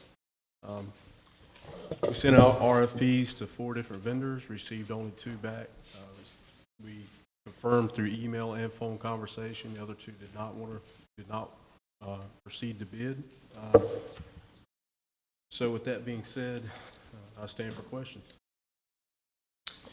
Question for Chief. One question I had was the bid letter from the Atlantic Coast Fire Trucks. Yes, sir. Touched on the $18,000. Will they waive that fee for us? Yes, sir. They did. We confirmed that through email and phone conversation, that they would hold it until the 8th, which is tomorrow. And they would do that for us. It would stand as the original quote. And that's a savings of $4,500 off of what was budgeted. Yes, sir. We budgeted, when we first did the budget, through the budget process last year, it was $565,000 is what we budgeted for the purchase of a fire truck, and they come in under that at $500. Let me interject a little bit there. We don't have any money budgeted for a fire engine at this time. There's nothing in the budget for that. There was discussion with the council during the budget process, and we estimated numbers, and we used a number that we felt we could afford, but there is not a budget in place at this time for the purchase of fire truck. That would come, because it takes 8 months or more to build. In next year's budget. Yeah, right. I understand. That's correct. That's correct. The projected amount was lower than what was anticipated. And my apologies on that. To continue that, It's not the once, current budget. You're asking for the future, like in the correct. What would happen if contingent 2020 budget. contingent upon the approval tonight, we would send out RFPs and talking to the finance director, and correct me if I'm wrong, Greg, but there's 2 different options on the table here. You could finance it yourself or either send out RFP for loan. And based upon the numbers that we ran today, a 15-year loan, for example, would cost around $50,000 a year. And that loan would not begin until we take purchase of the truck, which we're estimating March of next year, 2021. It would not begin until when? Can you repeat that? Around 2021. Yes, sir, that's correct. Thank you. Yes, sir. Mr. Silas, what terms was on, what kind of rate was that at? Well, we estimated the rate council, based on the last fire truck purchase, which was done through USDA. There are some concerns about going such a long term on these fire trucks. So we dropped the term to 15 years and would probably do commercial financing for 50. And we estimated a rate of 3%. That's something we can look at during the budget. Any other questions? Lisa? One other question, Chief, the Smil and the Pierce, the timeline was a little bit different. Knowing the crunch that you're in, would you benefit more if we went with the other brand? Based upon the maintenance aspect, I don't think so. You're only talking maybe a month. So you mentioned maintenance. So we have a new Smule truck. Have we Yes, sir. had any issues with it? Engine 3 warranty, other than that, just been warranty stuff, minor stuff that we've taken care of. Matter of fact, it's in the shop now. I talked to the manager. It should be back by the end of this week, hopefully. So just minor stuff, nothing major. So then my next question is so we've had issues with the American LaFrance. Yes, sir, that is correct. And they have now gone out of business. That We is purchased correct. 2 trucks about the same time. Yes, sir. from American France, who's now gone out of business, and we can't get parts and so forth. I guess, is Smithfield financially stable company? I know you don't have a crystal ball, don't know what's gonna happen next week, but have we done our due diligence as far as that? You know, from a, financial standpoint, this may be a question for Greg, I don't know. But we certainly don't want to be in a position where we have now purchased 2 fire trucks from the same company, and we have issues and we can't repair them, or they're going out of business, or whatever. That is a great question. So when we looked at fire trucks, that was one of the biggest concerns we had based upon my experience of dealing with the American France brand. And you spoke of the other brand that bidded. They have a proprietized parts is what they do. They put their own stamp on the parts. Some vendors do. This company does not. And what that means for us is if that company does go out of business, we can still purchase parts direct from the individual vendor that made it. So for the other company that bidded, and like American La France, they proprietize their stuff. They put a trademark number on the parts. Right. So we can't go out to that individual company that made that part and purchase it. And right. that's the problem we're trying to stay away from. And that's the issue we had, I think it was the computer system or something. With that is correct, yes, sir. That's all my questions. Yes. Any other questions?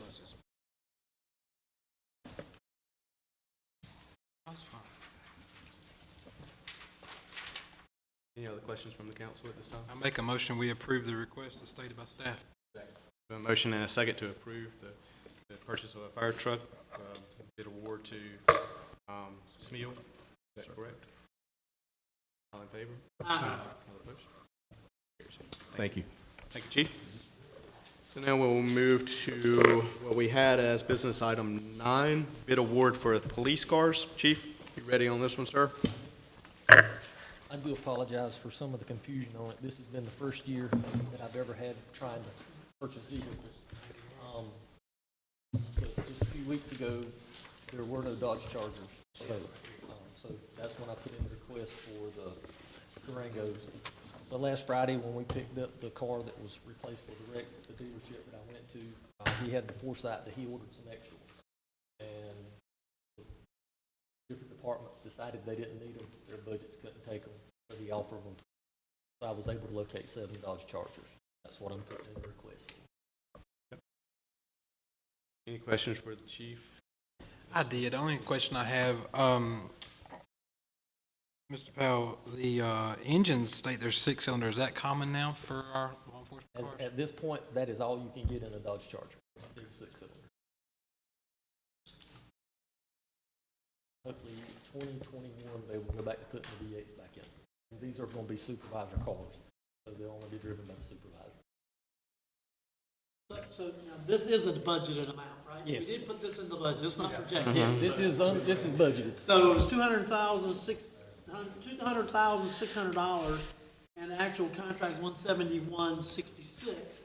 So it's actually under. It's actually 162,246. 162. But that's just for the cars. That's not the upfit. The upfit will take the rest of it. Okay, but we're going to come in pretty close to the budgeted amount with the. Will be, yes. Okay, that's what I wanted to know. We're be close to the budget amount. Yes. Okay. Any other questions? I'll entertain a motion. I move we approve the recommendations. A motion and a second to approve the request to purchase the police vehicles. All in favor? Aye. All opposed? Motion carries. Thank you, Chief. So we're going on 9:20, gentlemen. So we have talked about having another meeting on January the 15th at 6:30. Got a couple of options here. We can continue on, or we could recess and take these other issues up at that time. It's just your I really would like for us to try to see if we could tackle this issue of the salary for our police officers. I think it's an issue I hear a lot about, and I think justifiably so. So I would like for us to address that issue, if at all possible. We do have a little bit of time. It's not as bad as we have been. And that way then when we come in on Wednesday of next week, we can focus on these other types of issues, and they're all a little different than this particular one. I would like for us to do that if possible. That's fine with me. Everybody else good with that? Okay. Mr. Manager, turn that over to you, sir. Thank you, Mr. Mayor. I would ask the police chief to come back up as part of this discussion.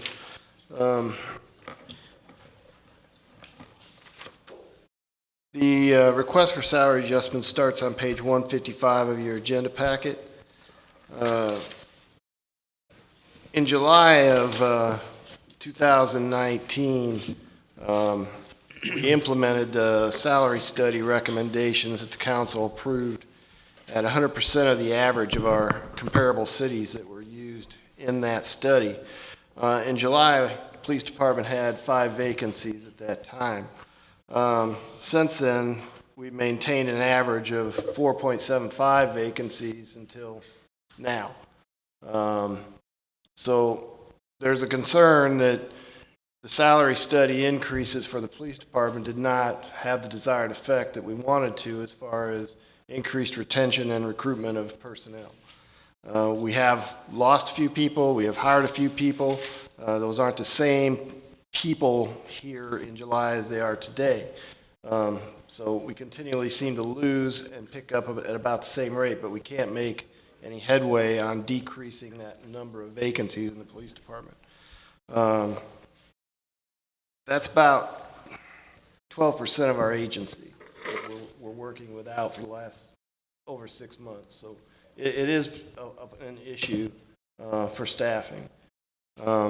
I will say that this is a common problem. It's not Smithfield's, just Smithfield's problem. We all have had these discussions during the last several months. Nationwide, there's a shortage of police officers. There's more demand for them than there is supply. And if we want to be competitive, then we're going to have to do more than the average salary of our competitors. Otherwise, I anticipate we're going to stay right where we are for the foreseeable future. What I've recommended to you is a change in the pay schedule.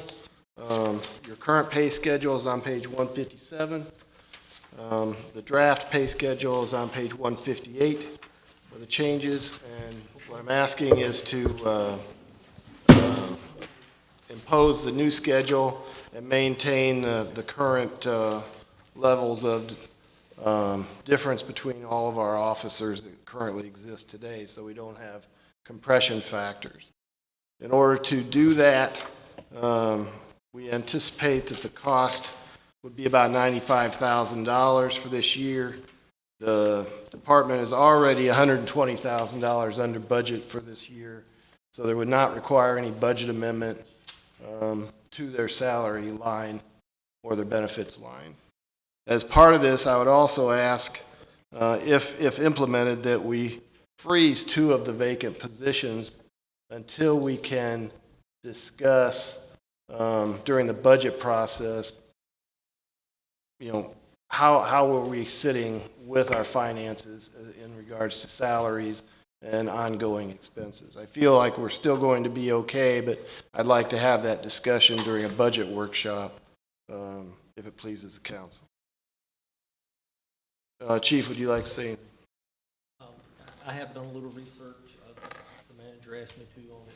The sheriff's starting salary is $43,702, and then the first year they get a 5% raise on top of that.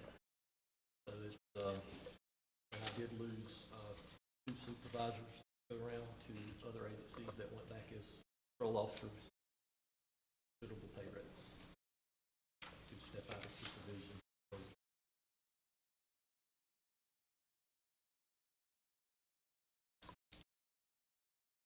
So on page 159 is a comparison you have between just a comparison to show us what the Nightdale salary ranges from their website?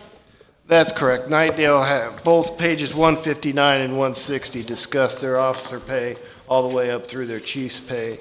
What our recommendation would actually fall under what Nightdale is currently paying their officers. We also looked at Nightdale's benefit structure, which is also better than ours. So we're not really, it's not like we're offering a lot more benefits, so we should offer less pay. If we want to compete, and this is our chief competitor. When they lose a person, they drive down to Smithfield and take one of our officers. That's what is currently happening. So we're losing people to Nightdale pretty often. Pretty much whenever they have a vacancy. Understand, which says then that Nightdale is our competition, regardless of what their salary, regardless of what their tax rate is, regardless of what their employers, their citizen rate is. If we're losing people to that town, then they're our competitor. It comes down to, are we gonna be competitive or we're not? If that's who we're losing people to, then that's our competitor. And we either lose people to them continuously, or we find a way to be competitive. I would say this, I've also talked to our police officers in the town of Smithfield, and the ones I've talked to say they like Smithfield. They don't want to leave Smithfield.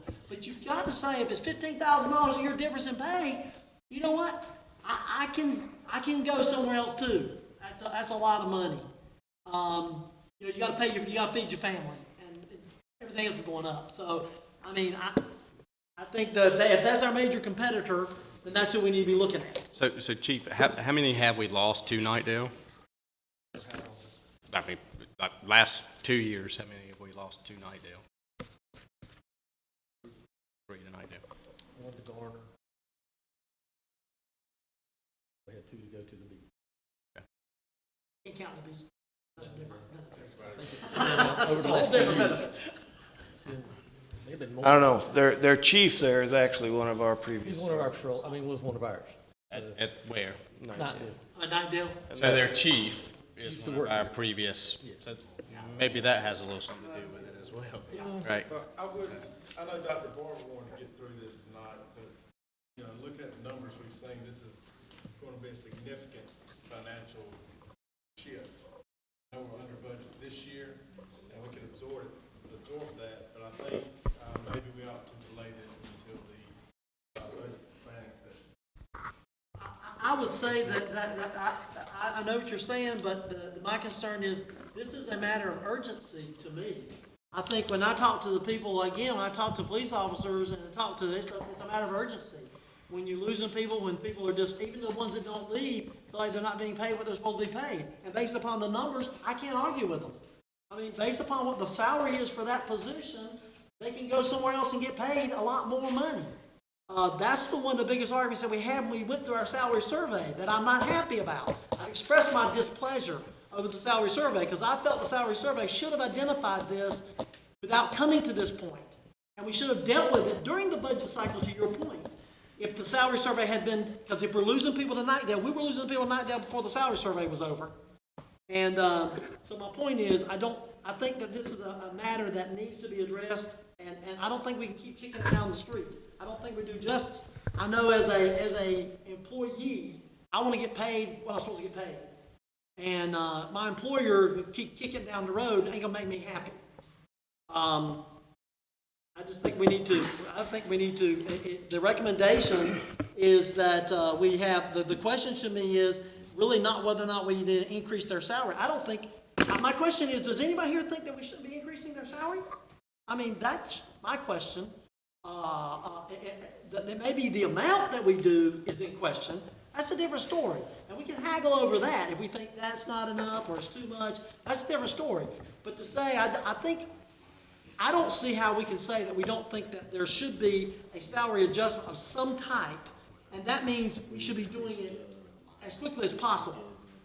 That's my opinion. So I think waiting for budget time kicks it down the road 6 months, and I just don't think it's the thing to do. Mayor, I have some comments. Thank you, Councilman Barber. Whenever we identify issues with staffing, I totally agree that there is an issue here, and I totally support every police officer we have in this town. I know they have a very difficult job, but they're not our only employees in this town. We've got to look at it from a perspective of everybody, what's fair. Now, I do identify that the police agency does have an issue. We need to address that, but I also think that the big picture here is what is fair and equal, because every one of these people are town of Smithfield employees, and we got to look at it from that perspective. I agree that waiting till budget probably is not going to address the immediate need, but I'm a little bit concerned of just approving the pay schedule that gives some of the upper people, lower people, different amounts. We've talked about that before in our, what's fair is fair. We got to figure out what's fair. I would ask that we bring it to the table or a workshop. And here are some ideas that I would like for us to explore with the staff. I would like for us to explore those that left on good terms. Could we offer a sign-on bonus? Do we have a right to rehire? What can we do to immediate fix the gap? Some of these people have left that don't have tenure they have tenure, but they don't have a reason to stay. Smithfield took away a longevity program a while back. We've entered into an employee committee, a benefits committee. We have a meeting scheduled next week, I think, or very soon. These are things that we can talk about during that time. These decisions were made in very hard times for the town. We heard tonight that we have a 90% reserve fund balance, and we have an opportunity here to make some differences because motivating our employees makes our town better. But again, back to the police department issue. We talked about a take-home car program and how well that lifts morale for those people. We were given an $8 million plan roughly. We couldn't put it in place. We talked about bringing back another plan. We did put in a small plan. I'd like to see us get more aggressive with that program. We just purchased some new cars tonight. It's not that we don't care, but I think it's unjust that we do the right thing by taking a very serious discussion, more than 45 minutes or 10 minutes discussion here, and try to put together a program that is going to have its most impact for the dollars that we spend. I'd ask the council to consider, Councilman Barber, I know you want it now. I agree. We need some changes now. Could we do this soon? That's my 2 cents. I'll make a comment. I'm okay with not having to necessarily do it right now. I don't wait till the budgeting process time. That's way down the road. We got a workshop scheduled. Next Wednesday. Yeah, my dates are mixed up. I'm still getting over holiday schedule. Okay. The 15th. I don't know if we can actually, and let me say this though, given what you're looking at doing, I think that may take a little longer than that, and so that may require an additional thing. I don't have a problem with us taking the time to do the right thing as long as we show that we are working towards it diligently, and that means that we need to take another month to get it done. I don't think anybody can complain. So your point is now we're not just talking salary, but you're talking benefits too. We're talking about things You're talking about things that are intangibles that are still important. I agree. So but they cost money. They do cost money. And to your point, though, we have money. We do have money. Let's face it, we do have money. Let me just address that. We have money now. You Yep. are correct. Yep. Personnel is our number one cost, and that is an ongoing cost. I have sat up here during budget times when we didn't have the money. All right? So I'm not saying I'm against this at all. I just caution you making that statement that we have the money this year. Because this could be a 20-year investment for an employee, okay? So I caution each and every one of you to take that into consideration, right, when we think about this. Not only, one of the discussions that we have as mayor is our electrical linemen, right? Yeah. Huge shortage of electrical linemen across the state of North Carolina. Pike Energy, Duke Energy, they sum them up just like that, okay? We got to think about all our employees. We just did a salary study, and you're not going to stand behind the salary study, right? Then we have to open it up to everything, right, in my opinion, okay? Again, I'm not saying there's anything wrong with this, Chief, and specifically, but to Councilman Scott's comments, right, we have other departments as well, and we've got to be mindful of that. So I think we need to take all of those into consideration. Not say we won't do anything, or we may do something, or whatever, but let's be mindful of those topics when we do decide to just, take this on. Mayor, I'd like to enter into a motion, if the council agrees, they can second and vote on it. That on the 15th, that we would have discussed specifically the police department, and we can have the manager bring. He has some notes on the benefits committee and some things. This is made up of the employees and a couple council and staff. But I do agree, Chief, that we need to address the police department. I totally get it.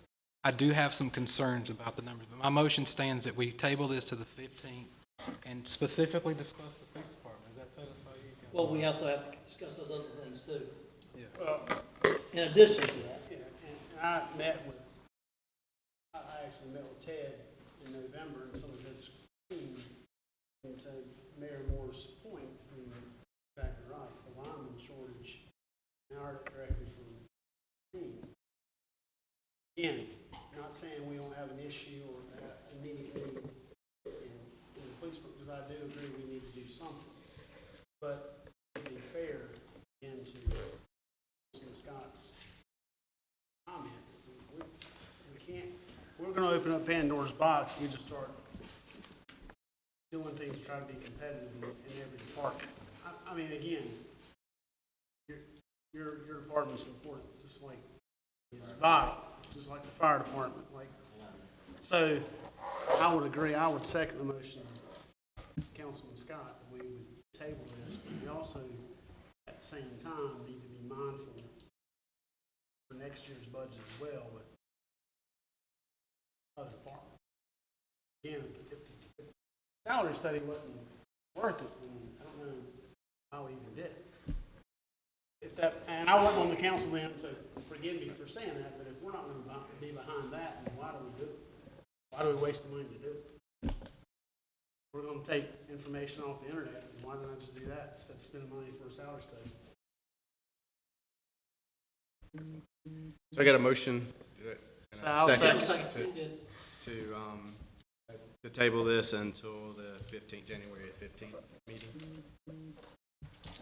Motion is second. All in favor? All opposed?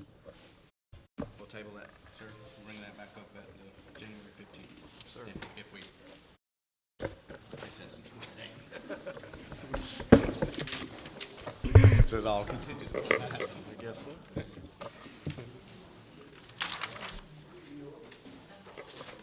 So our next item is to discuss the comprehensive land plan. So we can move into that or move that, I mean, Mayor, pick that up on the 15th. I make a recommendation or motion that we go into recess until Wednesday, the 15th, in which we address the item that we tabled and the remainder of this the agenda. Second. At 6:30. At 6:30. Yes. Okay. So we do have Councilman's comments and the town manager's report that we do need to get into. Okay. If we do Modify that. after those are completed. Okay. I recommend we go into recess. Perfect. All right. So I got a motion and a second to go into recess to January the 15th at 6:30. Picking up with after we have council members' comments and town manager's report to begin our discussion with the police department salaries.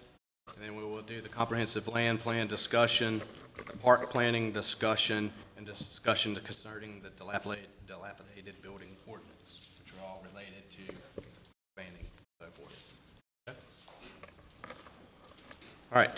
So I have a motion and a second. We didn't vote on it, did we?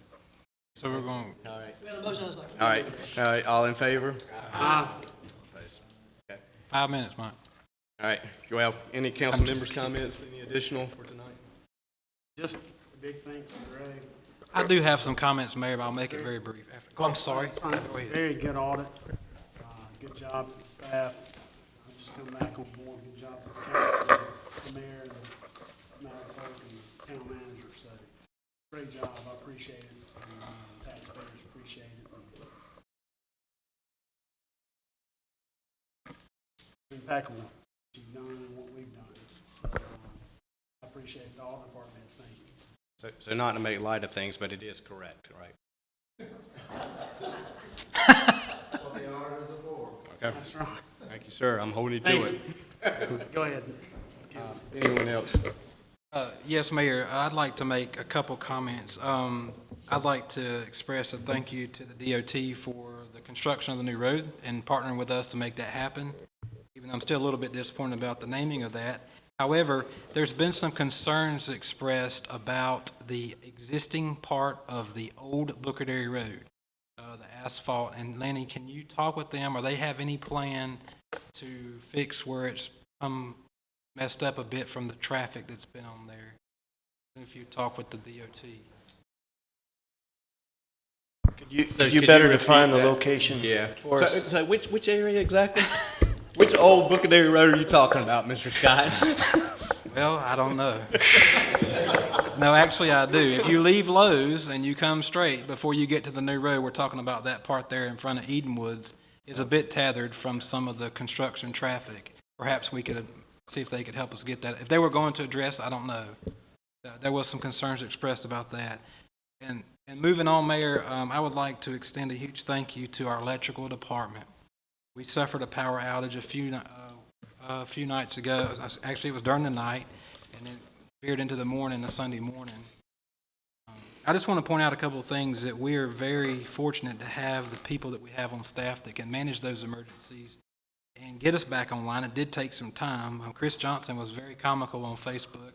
I was a bit of a disappointed in some of the comments from others, not Mr. Johnson, but my concern is there was some statements made that's why it costs so much.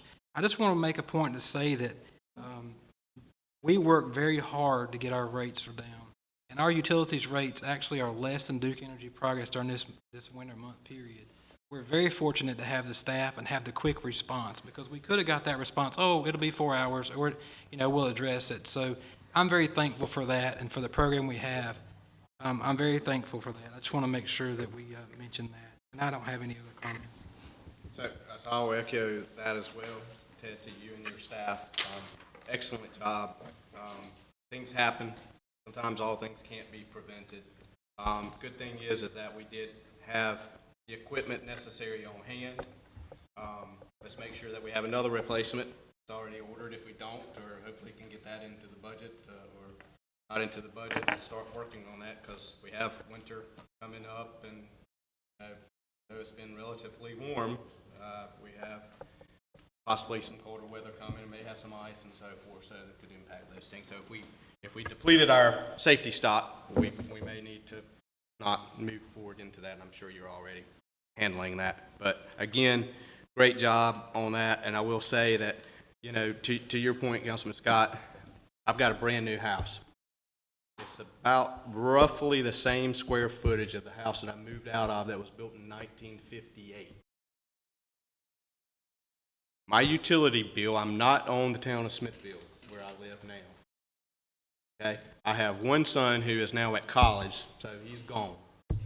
My utility bill now, it shocks me, because everybody talks about one of our competitors and so forth, and how much cheaper they are. I can tell you right now, my utility bill does not, and it doesn't include trash pickup, and it does not include water and sewer. My just electric bill is more than what my total utility bill was when I lived in a 1958 house, same square footage in South Smithfield, on town utilities. That is a fact. So, to me, I don't see where I'm using any. I'm doing the exact same as far as my consumption goes, as far as lights on and so forth. That is just my personal observation. So I too take that kind of heart, because we have worked very hard. Just this past week, a section of the town of Smithfield, not on the town, but where I live, not on the town utility, was without power. Guess what? My phone didn't ring once. And I bet anybody in this room even heard about it, right? They're not on town utilities. What my point is that comments about, ours going out and so forth more than others, maybe because you just never hear about those items and so forth, right? We pride ourselves on trying to get the information out to people as quickly as possible. So, and that's not a knock on the other supplier in the town at all. It's, again, just another fact. When I look out my back door and it's pitch dark, and I'm not exactly sure how many hours it was off, right? But it was off a couple of hours. Mayor, I forgot to add one thing to that. The police department, they had those generators out there that the utilities people put up there and kept them intersections on. That's impressive. Yep. And the other thing I failed to mention, and forgive me, Lenny, but during this time of year, our citizens, and including myself, we have a lot more waste because of the holidays, and them boys have been working hard. I noticed in my neighborhood, my neighbors had quite a bit of extra, and it was all gone the next morning. Thank y'all for what you do at a reasonable price. So, I'm done. Any others? Yes, sir. Yeah, I want to make a comment. First of all, let me say though that the opening of the Boogadair Road has shortened the distance from District 4 into Smithfield. Because we can get to that side of town in no time. I'm going to tell you, Walmart is in my backyard. You understand what I mean? And my wife knows it. Okay? Now, it's hard to get out of there to get back, but you can get there. Okay?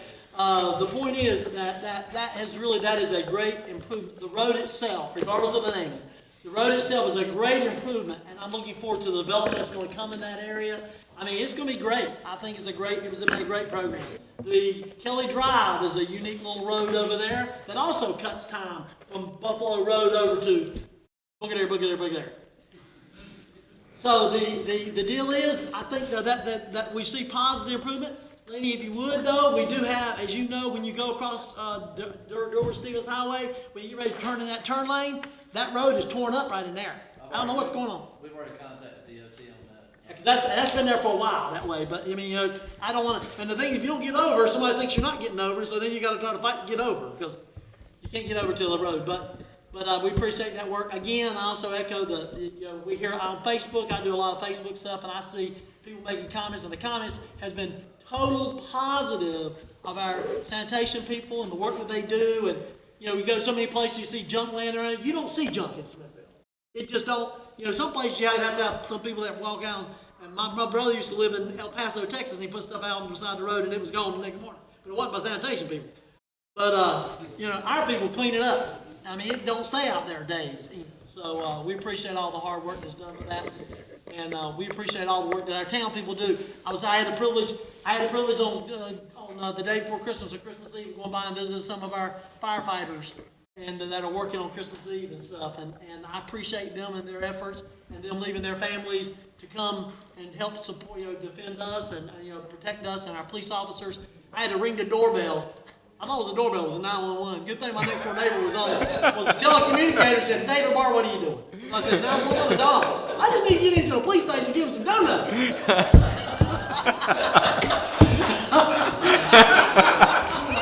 So anyway, I appreciate all that you guys do. Great job. I appreciate it. And let me say this. I appreciate our councilman. We have debates. We may seem like we get agitated at each other, and we do, because we have an opinion each other, but the thing is, that's democracy, isn't it? And I respect all these people. I don't have the same opinion for them, and thank goodness for that, right? So I appreciate all the guys on the council. I appreciate being a part of it. Looking forward to 2020 and what we can do with this for the town of Smithfield. Anyone else? Okay. Mr. Manager, I'll turn it over to you, sir. Thank you, Mr. Mayor. I'll be brief. Just a couple quick things. Put on your calendar, February 15th at 3 o'clock, we'll have the Martin Luther King Jr. Parade. Follows the same parade route as our Christmas Day Parade. So if you can turn out for that, middle of the afternoon at 3 o'clock on the 15th of February, you'll have a good time. We'll draw attention to a little bit of our history in Smithfield. The Grantham Pump Well House located at Woodall and South 4th Street. The Appearance Commission, along with a private donor, kind of took that project under their wing to renovate that pump well house. It is nearing completion. It will not be serviceable. We'll not be able to get water out of that pump for a number of sanitary reasons. But the pump's house itself has been totally renovated. It's a great addition to that corner and increases the appearance of that neighborhood. So if you have a chance, stop by and take a look at that. The only other issue I would ask of the council is we are beginning our fiscal year 2021 budget process already. Staff is working out personnel numbers and starting on capital item requests. And I'd like some feedback from the council, perhaps on Wednesday, about how you would like to proceed, if you'd like to have pre-budget meetings, similar to what we had last year, or if you want us to bring to you a balanced budget to begin the budget process as we did previous to last year. So I'd like a little feedback on that and how you would prefer to proceed with this year's budget process. And that's all I have. Anything else? If not, we will stand recessed until January the 15th at 6:30.